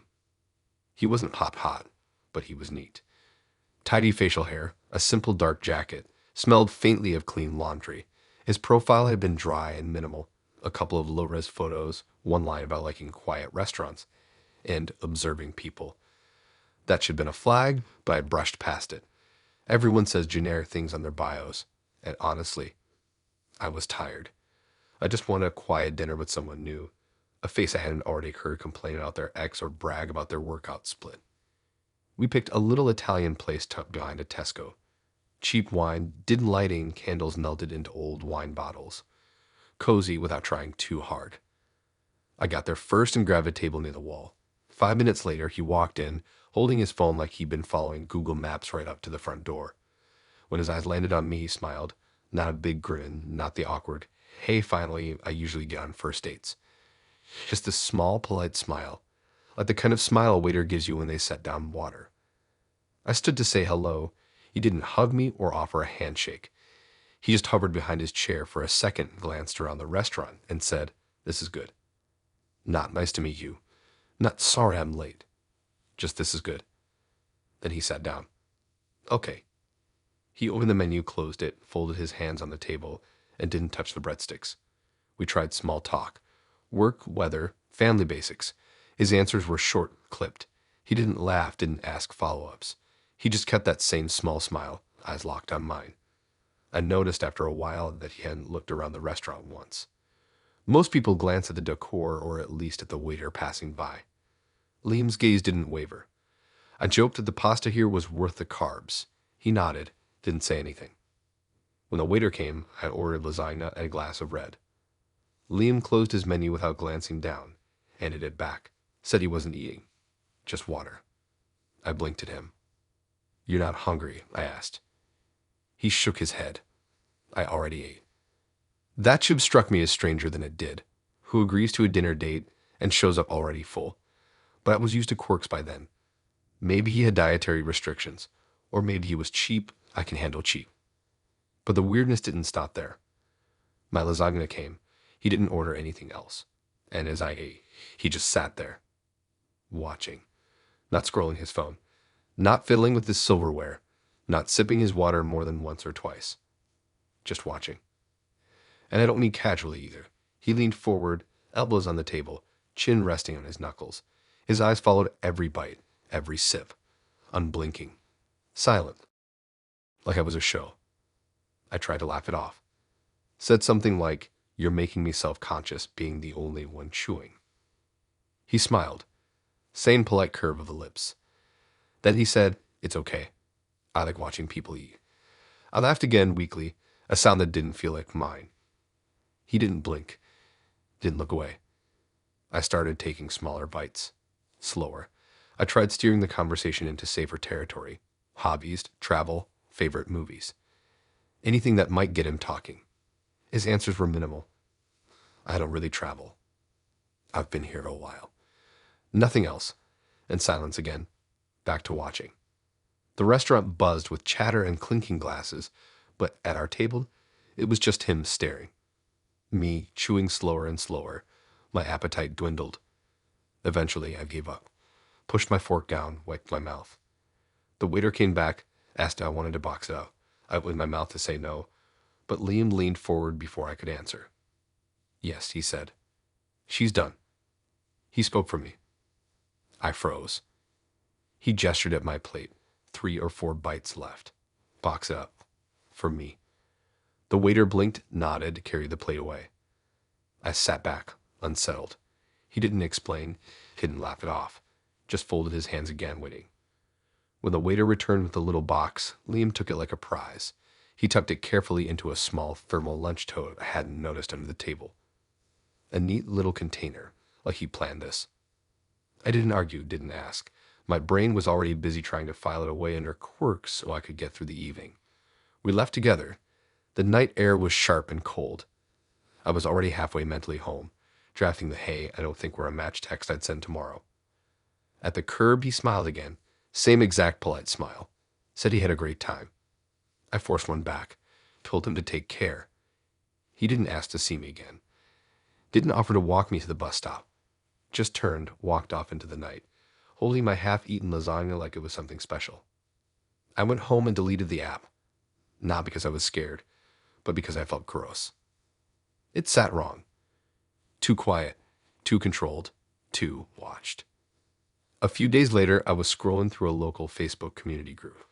One of those neighborhood watch pages where people complain about potholes and lost cats. Someone had posted about a man loitering near the primary school playground. The photo was blurry, taken from across the street, but I knew instantly. It was Liam. Same jacket, same lunch tote dangling from his hand, same small, polite smile frozen in the poor resolution. The caption read, "He was just standing there for hours, didn't talk to anyone." One of the teachers said he kept staring at the kids. At one point, she saw him open a small lunchbox, take something out, and eat while watching. My stomach flipped. I closed my phone, blocked his number.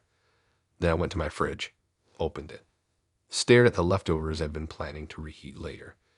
And one by one, I threw everything out. Every container, every box. Anything I hadn't cooked myself. Because suddenly the idea of eating something I hadn't seen made in front of me felt unbearable. And the image of Liam standing in the cold with that polite little smile, chewing slowly from his lunchbox while staring at children, wouldn't leave my head.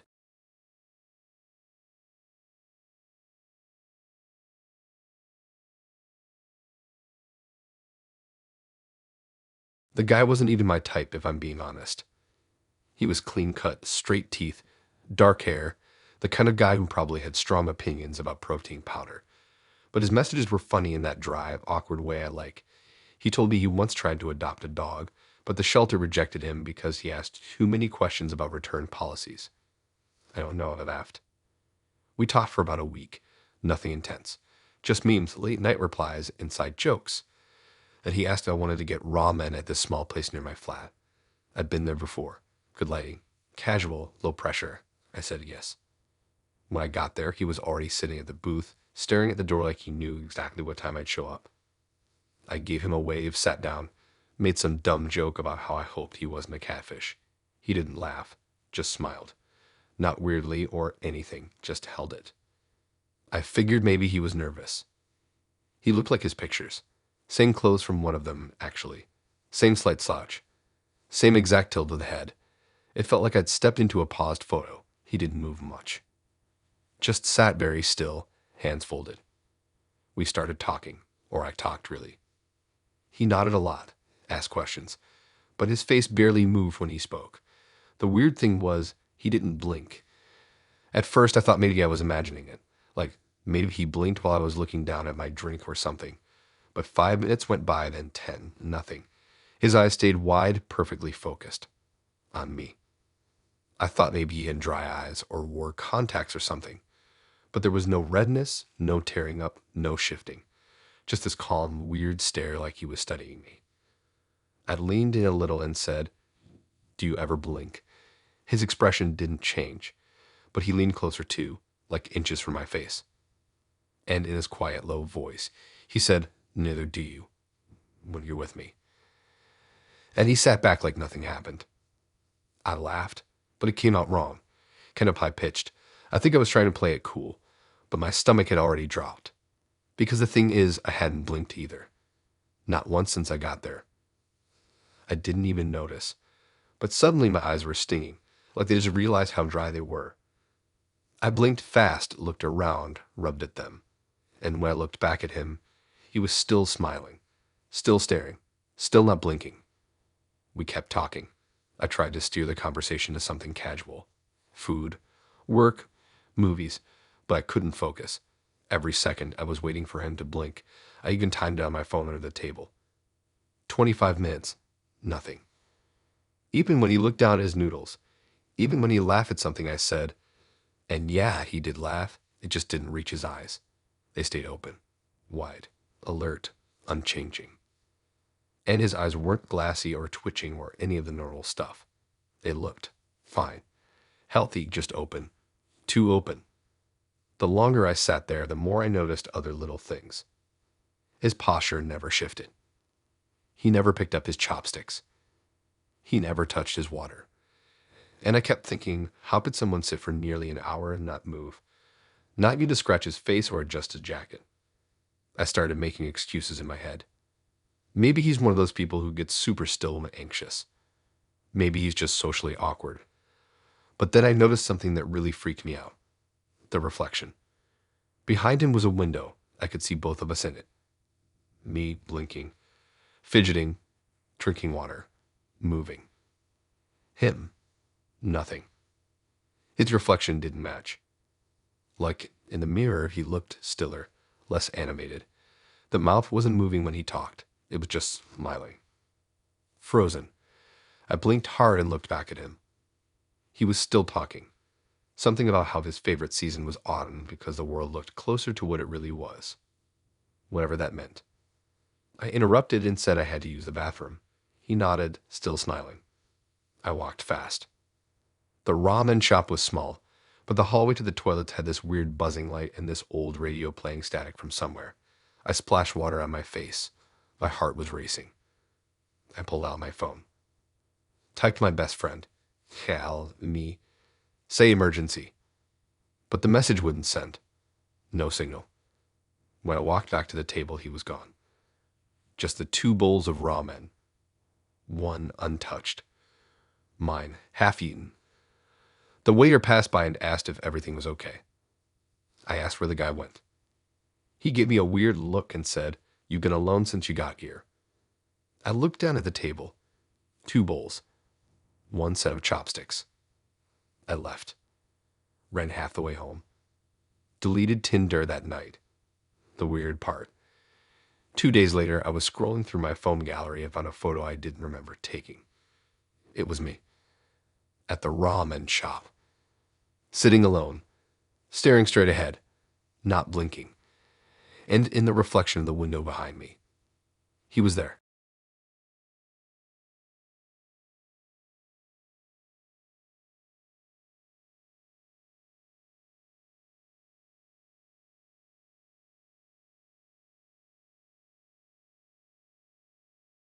I wasn't even that into the guy at first. He had one of those Tinder profiles where every single photo looked like a different person. You know the type. Hat in one, sunglasses in the next, a Groot shot where you don't even know which one he is. Hiking photo with a huge backpack, then one blurry and cropped at the shoulder. I almost swiped left, but his bio made me laugh. Something about how he once cried watching Matilda and how that made him emotionally mature, not weak. It felt self-aware and I was bored, so I swiped right. We'd matched on a Wednesday. Talked a little. Nothing deep, nothing flirty, just surface-level chat. But he seemed normal. Normal enough. And I'll admit, I'd been in a dry spell. So when he asked me out for drinks that Friday, I said yes. The place was one of those rooftop bars that looks great on Instagram. String lights, skyline in the background.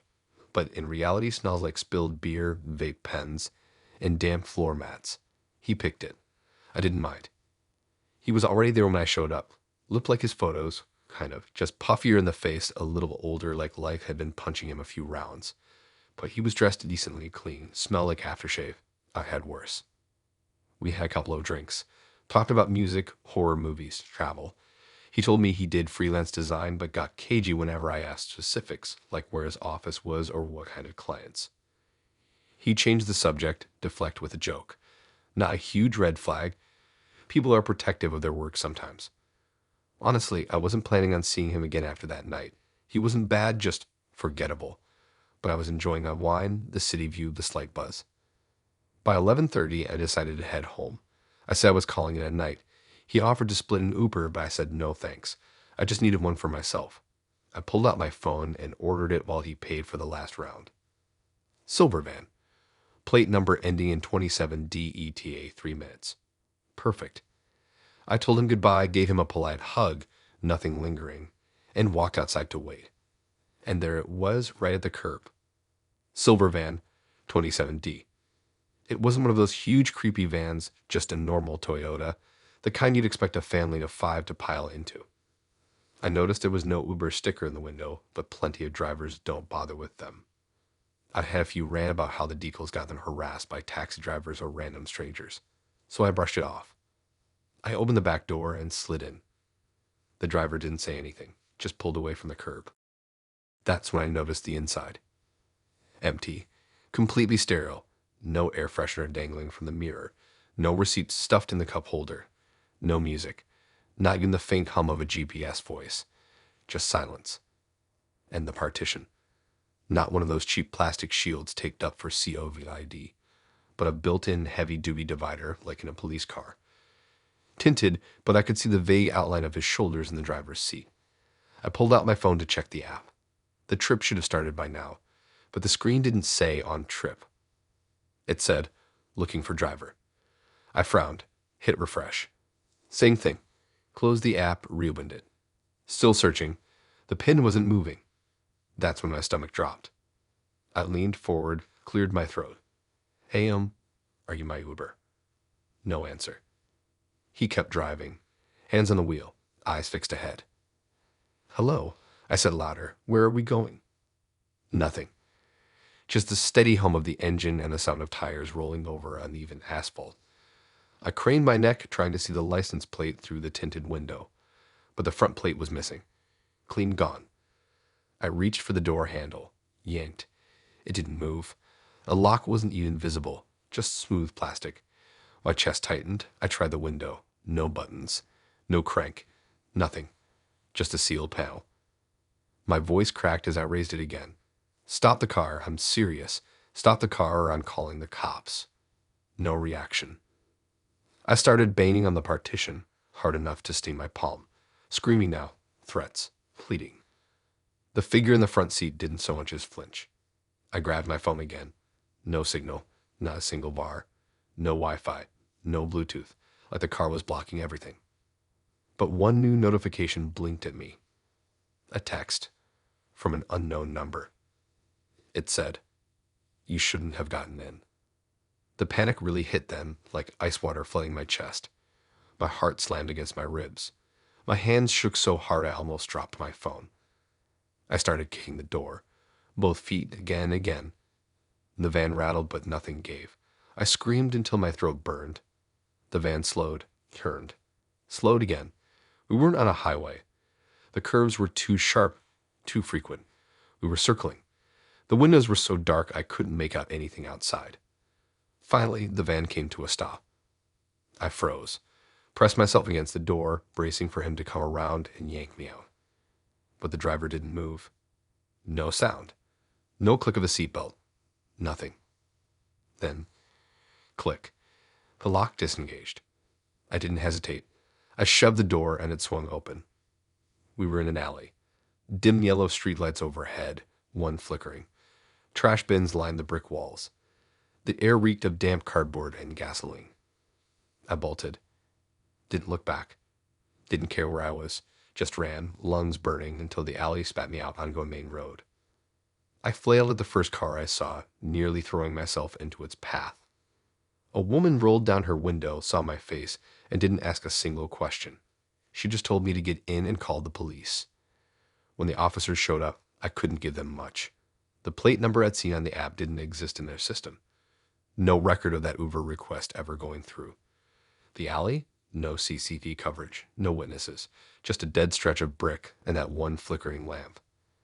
They asked about the guy I'd been with. I gave them the name from Tinder. By the time I checked, he'd unmatched me. Profile gone, like he'd never been there in the first place. For weeks, I didn't sleep right. Every time I ordered an Uber, I double-checked the plate, the driver's face, the car make. Sometimes I canceled 3 or 4 before finally forcing myself into one. And then, a month later, the text started again. Different numbers each time. No names. Just the same single message. Next time, check the driver's face.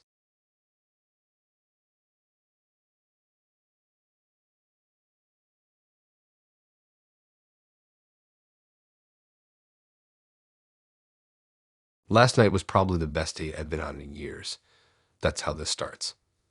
I'd been on Tinder for like a month maybe. Mostly swiping out of boredom, matching with people I knew I'd never meet. Then I matched with her, Elena. Blonde, smart eyes, kind of sarcastic vibe in her bio. Something about loving true crime and not trusting people who eat string cheese vertically. I laughed at that. We started chatting. It was instant. She actually replied with full sentences, not dry one-word answers or weird emojis. There was flow, jokes, questions. It was smooth, like we'd already met before and were just catching up. We moved from the app to texting within a couple hours, and within 2 days we were making plans. No overthinking. Just let's get a drink. She picked the bar, somewhere in Hackney I'd never been to. Quiet red lights, booths that felt like little caves. I liked it. She was already there when I arrived, sitting by the window. She looked just like her pictures, but even more animated in person. Like someone who knows they're being watched and doesn't mind. The conversation didn't stall once. She made fun of my drink order. I called her out for lying about liking Radiohead in her bio. We laughed a lot. She touched my arm when she laughed. It felt like something. After the second round, we took a short walk. It was warm enough out, and the streets were that kind of London quiet you only get after midnight on a weeknight. She didn't invite me back to hers, didn't try to come home with me, just hugged me for a little longer than usual and said she had a good time. I went home smiling. The good kind of tired. The kind where your body already knows it's got a memory to keep. And then I woke up. My alarm didn't go off, which was weird, but it was a Saturday, so I figured I'd just forgotten to set it. I picked up my phone like I always do. Notifications were gone. Like, all of them. No Tinder messages, no Instagram likes, no texts from my mates. I swiped through my apps and everything looked empty. I opened Instagram, 0 posts. Profile picture, gone. Followers, 0. Even my saved memes were wiped. I checked Twitter. Same thing. Blank profile, 1 post though. Just one. It was a picture of me and Alina from the night before. Sitting in the booth. I wasn't smiling in the photo, but I was clearly mid-laugh. She looked directly into the camera, dead on. I didn't remember taking it. The caption said, "He's finally mine." That was it. No likes, no comments. Just sitting there on my profile like it had always been. I slammed the app shut. Jumped to my messages. No texts. I checked WhatsApp. Same thing. All my chats gone. I opened Facebook. That one hit the hardest. Every photo, every memory, my holiday albums, birthday messages, group chats, wiped. There was just one thing on the page. A post made at 5:17 a.m. Same photo. Same caption. No tags. But her account wasn't anywhere to be found. At this point, my chest was tight. Not panic exactly, just confusion turned into something colder. I looked through my photo gallery on my phone. Everything gone. Just one folder labeled Alina. Inside, just that same picture. Over and over. Some with weird edits, filters, glitched copies, versions where her eyes looked blacked out, others where I wasn't in the photo at all. I checked my bank account next, because I started thinking maybe this was a scam, like I'd been hacked. But it was normal, nothing weird, nothing spent. I checked Tinder, but I was logged out. Tried logging in again, account not found. I messaged a friend on Snapchat asking if she could still see my Instagram. She said it was showing like I deleted it. Completely, not deactivated, just gone. And then I noticed something worse. The lock screen wallpaper on my phone. It used to be this photo of me and my dog from years ago. Now, it was Alina's face, close up, like taken from a FaceTime screenshot or something. I hadn't taken that. I didn't even know how it got there. I hadn't opened my camera rolls last night. I sat there for a while, just holding the phone, staring at it, trying to breathe, trying to think if maybe I blacked out or got pranked. but I hadn't even had enough to drink for that. I remember every single part of the date. I remember walking home alone. I remember brushing my teeth. I remember locking the door. And then, as if to tie it all together, my phone buzzed. New number. Message. Don't worry, you don't need anyone else now. No name, no emoji, no context. I didn't reply. Didn't block it either. I don't know why. Maybe I thought if I kept the window open, I could figure it out. Maybe she'd give herself away. That was 2 weeks ago. The post is still up. My accounts are still empty. I made new profiles, new emails, started fresh. But sometimes, no matter what name I use, that picture shows up again. Somewhere in the feed, in a comment, even in a tagged post I didn't approve. It always says the same thing. He's finally mine.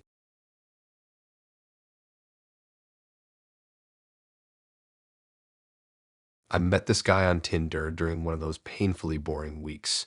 Nothing going on, nothing to look forward to.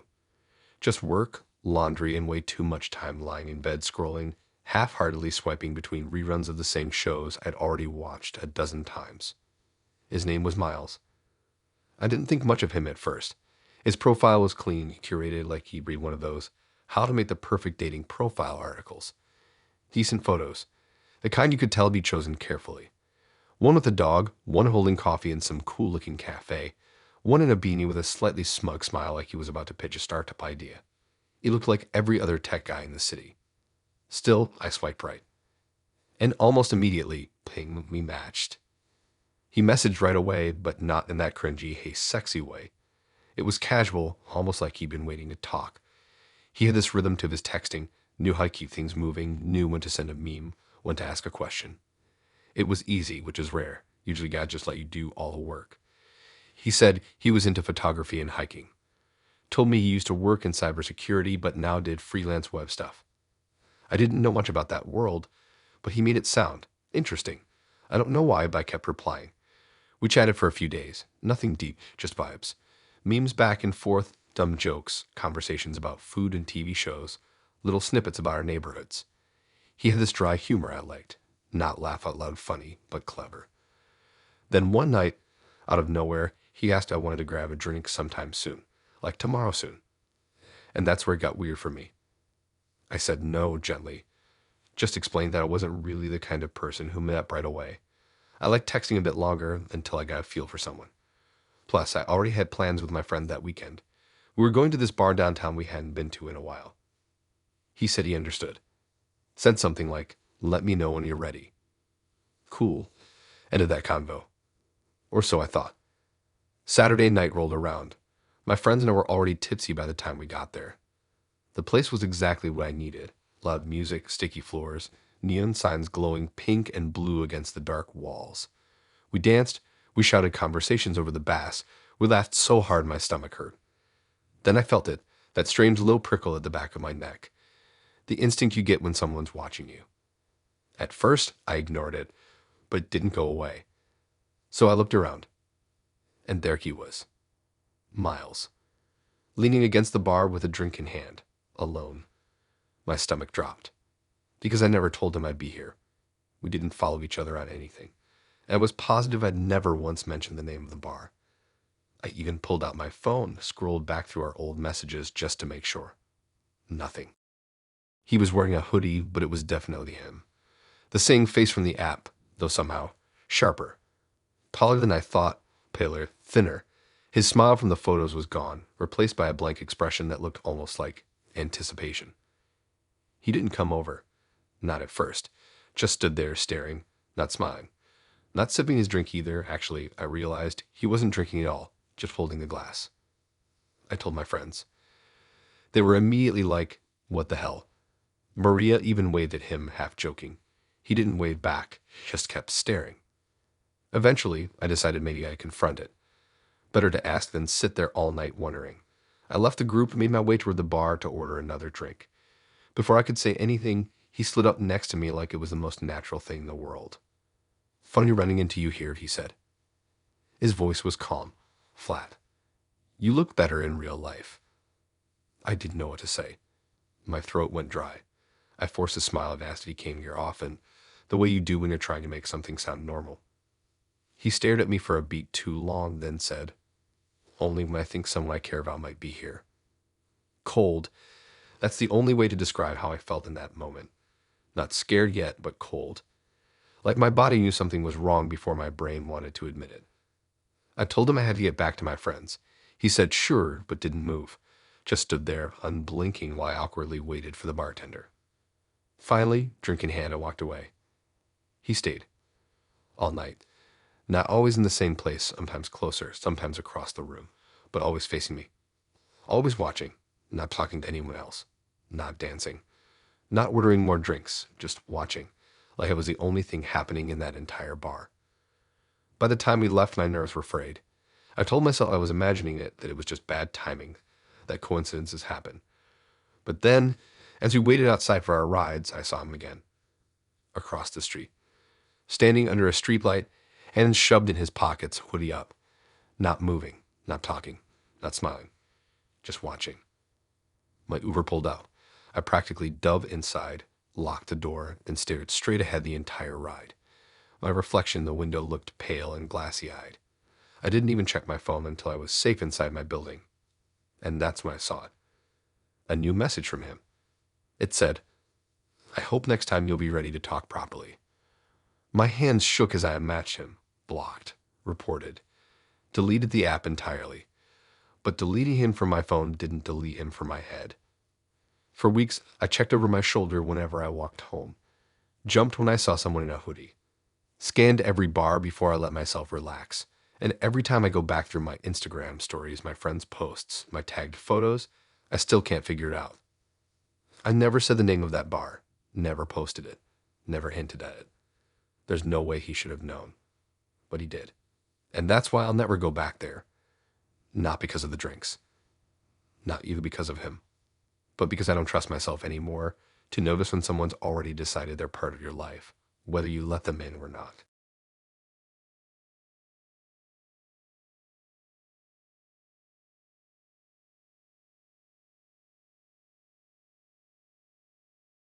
We matched on a Sunday morning, which is weird timing in itself. Most people swipe during weeknights or Friday nights when they're bored or lonely. But she messaged first before I could even look at her profile properly. Her name was Elise. Short dark hair, big eyes, very chill energy in her photos. Like the kind of person who never tries too hard, but still looks good in every shot. Her profile had the usual dog mom / iced coffee addict thing going on, but something about her felt less fake than most. She talked like someone who wasn't new to the apps, but also hadn't been wrecked by them either. Asked questions, shared weird facts, and had this sarcastic streak I liked. It didn't take long before she asked if I wanted to come by for dinner. She lived about 25 minutes from me, said she had roommates, but they were out of town. I asked if she was sure about having a first meetup at her place, and she brushed it off. Said she wasn't worried, and besides, she'd already stalked me online, so she had my entire digital footprint. I figured that was fair. I got there around 8. Her apartment building looked normal, not sketchy. 3 floors, a buzzer that barely worked. She came down to let me in wearing a big oversized hoodie and jeans. Hair tied up. No makeup. She smiled and gave me the sort of quick hug that's not warm but not cold either. We went upstairs and her apartment was quiet, too quiet, honestly. No music, no TV, not even any street noise. Just her voice and the creaking of the old wooden floors. She had some candles burning, smelled like vanilla, and something else I couldn't place. The dinner was basic. Pasta, garlic bread, some cheap red wine. She said she wasn't much of a cook, which was fine by me. We sat at a tiny table near the window. Talked about movies, weird dreams, bad Tinder stories. She laughed a lot, but never reached her eyes. I don't know how to explain that better. Just, her mouth was laughing, but her eyes didn't change. You know what I mean? Anyway, about halfway through dinner, I heard it. A click. Loud and definite. Like a lock turning. I looked toward the door, but she kept talking like she didn't hear it. For a second, I thought maybe one of her roommates came home and locked up. But she'd said they were out of town. I excused myself to the bathroom mostly just to get a look at the place. The hall was narrow and dark. There were barely any decorations, just white walls and one dusty mirror. When I walked past the front door, I casually reached for the knob just to make sure it wasn't locked from the outside. but there was no knob. Not on the inside. No handle. No latch.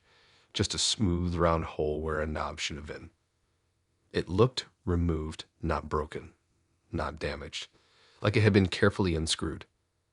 The bathroom was right next to the door, so I ducked in and locked it behind me. Tried to stay calm. I pulled out my phone and opened the location share with a friend just in case. No signal, of course. I stared at myself in the mirror for a second, trying to think. My brain was playing catch up with the red flags. No music, no noise, an apartment too empty, a laugh that didn't match her face, and now a missing doorknob. I flushed the toilet just to make it seem like I used it and walked back out. Elise was still at the table, sipping her wine. She looked up at me, still smiling. I sat back down and forced a smile. Asked some random question about her pasta. She answered like nothing was weird, not even a pause. So I asked kind of jokingly if her front door always locked like that. She tilted her head, then laughed. She didn't answer, just said something like, "Don't worry, it's safer this way." Then she changed the subject. I didn't push it. My heart was pounding. I was already thinking of backup plans. There was a fire escape on the window she was sitting near, but I have to get past her to reach it. Or the bedroom window, maybe there was one. I hadn't seen it yet. I pretended to get a call and said I had to go check something real quick in the hallway. She gave me this long look like she already knew I was lying. Then, without saying anything, she stood up and walked to the kitchen. I took my chance. Walked fast toward the door again. No knob, just like before. I reached for the hole, trying to twist the inside lock manually, but it wouldn't budge. It was locked, tight, deadbolt style. Then I heard her coming back. I stepped away fast, back toward the table. She had a small Tupperware container in her hands and asked if I wanted leftovers. Just casually, like I hadn't just tried to open the door. I told her I'd rather head out. She tilted her head again, just slightly. Not angry, not even annoyed, just curious. Then she said, "You're not going out that door." And that was it. No yelling, no threats, just that sentence. I didn't even know what to say. She turned around and walked into the hallway. I stood there, frozen for like 5 seconds before I bolted into the bathroom again and locked it. I looked out the tiny window. There was an alleyway below, a dumpster, some broken fence. It wasn't far, maybe 2 floors up.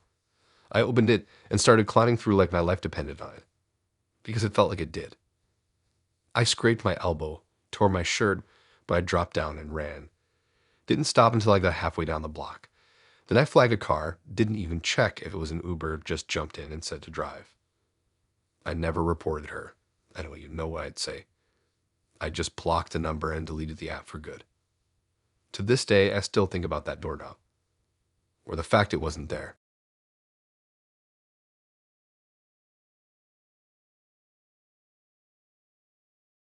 I met him on a Tuesday night after work. I was lying in bed, scrolling Tinder with one hand and eating dry cereal out of the box with the other. That restless, lonely sort of swiping where you don't even expect to find anyone. You're just filling time before sleep.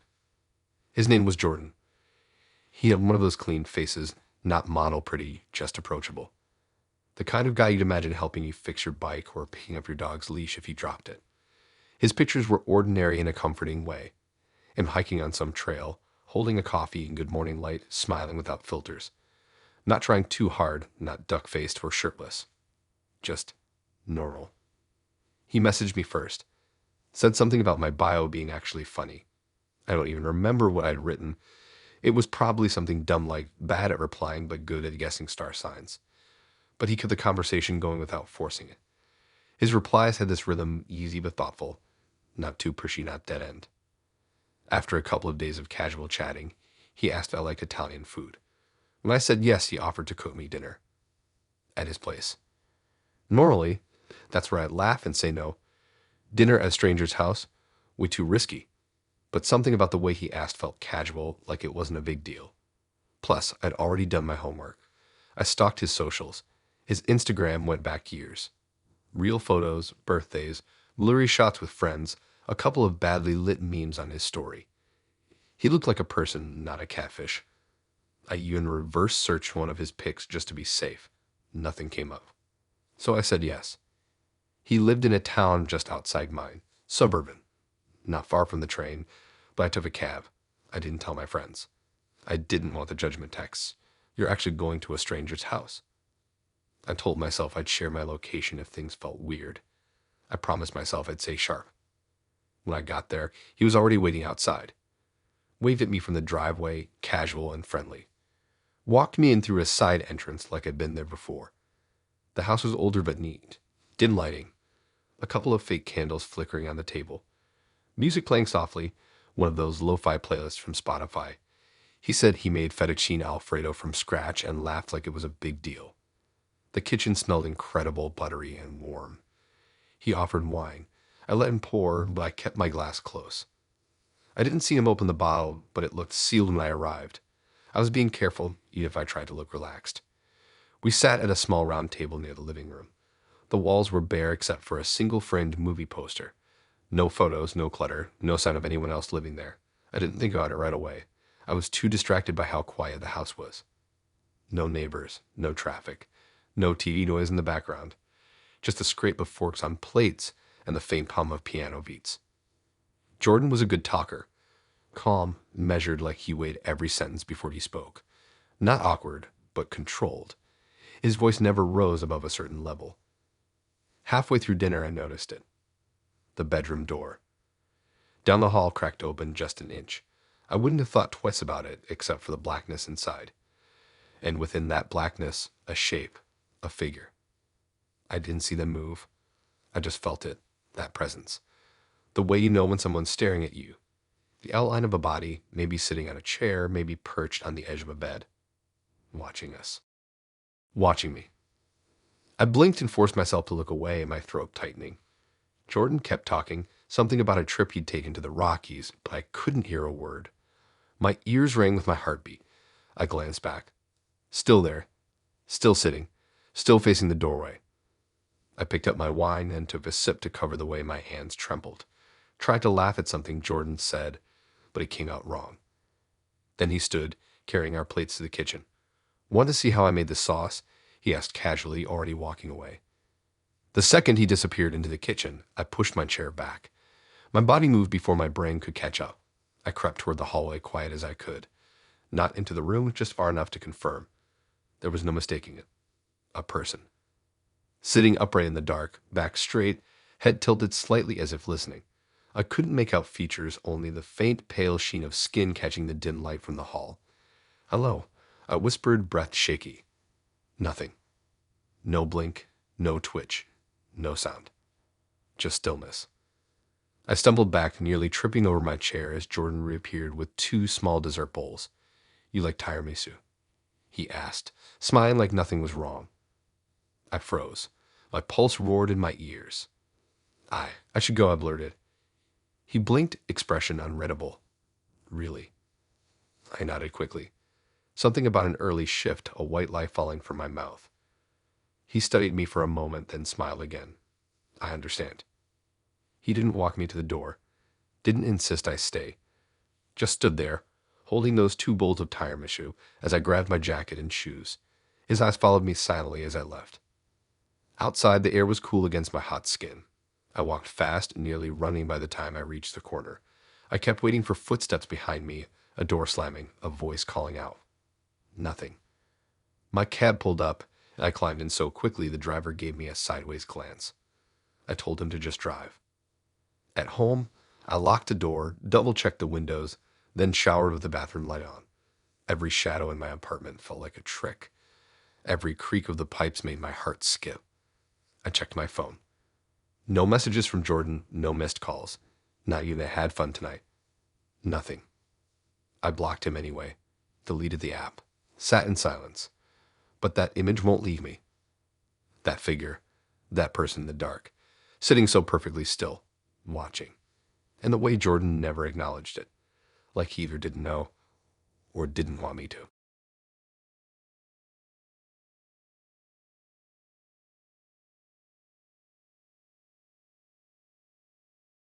I'm not new to Tinder, but I also wouldn't say I'm seasoned. I go through waves, delete the app, re-download it 3 months later when I'm bored or lonely or just curious. That's how I matched with her. I was sitting in bed, halfway through a burrito, swiping without thinking when I saw her photo. Just one. Her sitting on a windowsill of the city behind her, sunlight on her face. It didn't even feel like a pose. It felt caught. Natural. I swiped right. We matched instantly. Her name was Ray. She had this dry, quick sense of humor.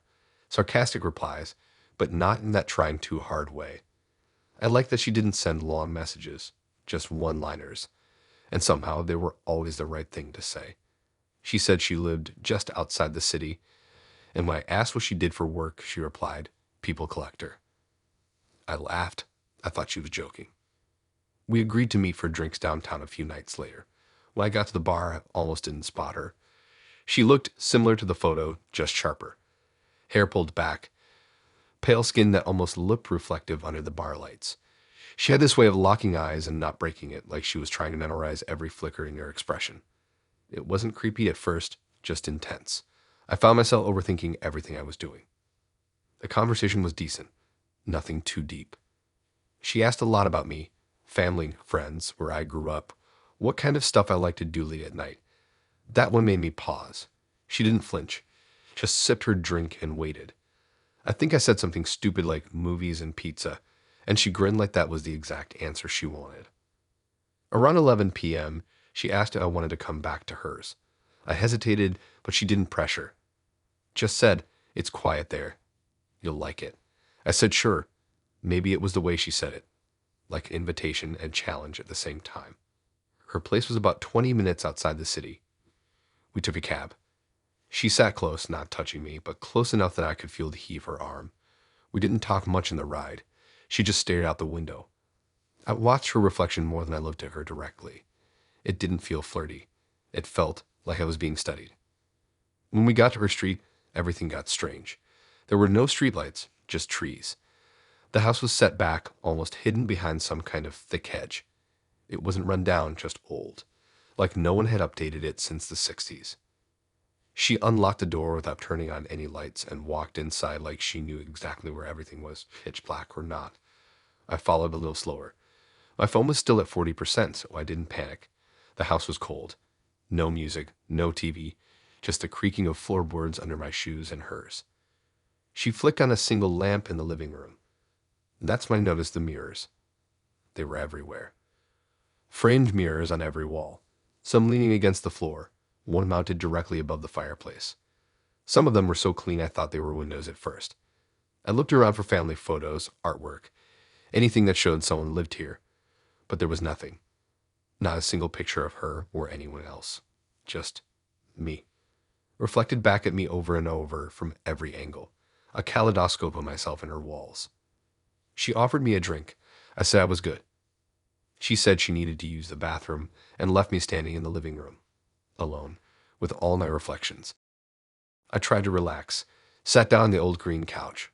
One of the mirrors was angled just right so that no matter how I sat, I could see my own eyes looking back at me. I pulled out my phone. No signal.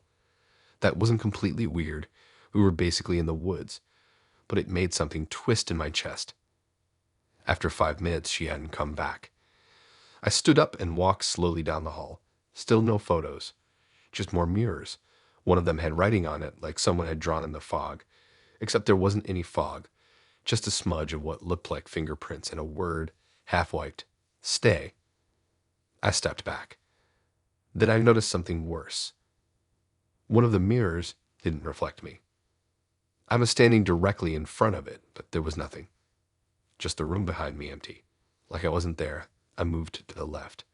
My reflection showed up in the next mirror. I moved back. Gone. That's when I heard it. A scraping sound from the other room. I turned and called out to her. No answer. I walked back into the living room. She was sitting on the couch now. I didn't even hear her return. She smiled at me like nothing was wrong. Like I hadn't just discovered a mirror that ignored physics. She patted the seat next to her. I sat. Too fast, probably. She asked me about my childhood again, like we hadn't already covered it. And she kept smiling, but it wasn't landing the same way anymore. It didn't reach her eyes. I asked her if I could use the bathroom. She pointed down the hall. I went in, locked the door. Splashing cold water on my face didn't help. The mirror in the bathroom was cracked. The crack ran right through where my face should have been. I opened the cabinet looking for tissues. Instead, I found an old photo album, black leather, dusty. Inside, photos of me. From earlier that night, sitting at the bar, in the cab, walking into her house. And one I hadn't seen taken, standing in front of the mirror in the living room, mouth open, staring at my own missing reflection. I left the album on the counter and walked out, fast. She was standing in the hallway smiling again. She asked if everything was okay. I said I had to go. She didn't argue. When I stepped outside, the air hit different. Cold. Real. She watched me walk down the driveway. I didn't look back. I never saw her again. But sometimes when I walk past shop windows or bathroom mirrors in bars, I catch myself missing. Just for a second. Like some part of me didn't leave the house.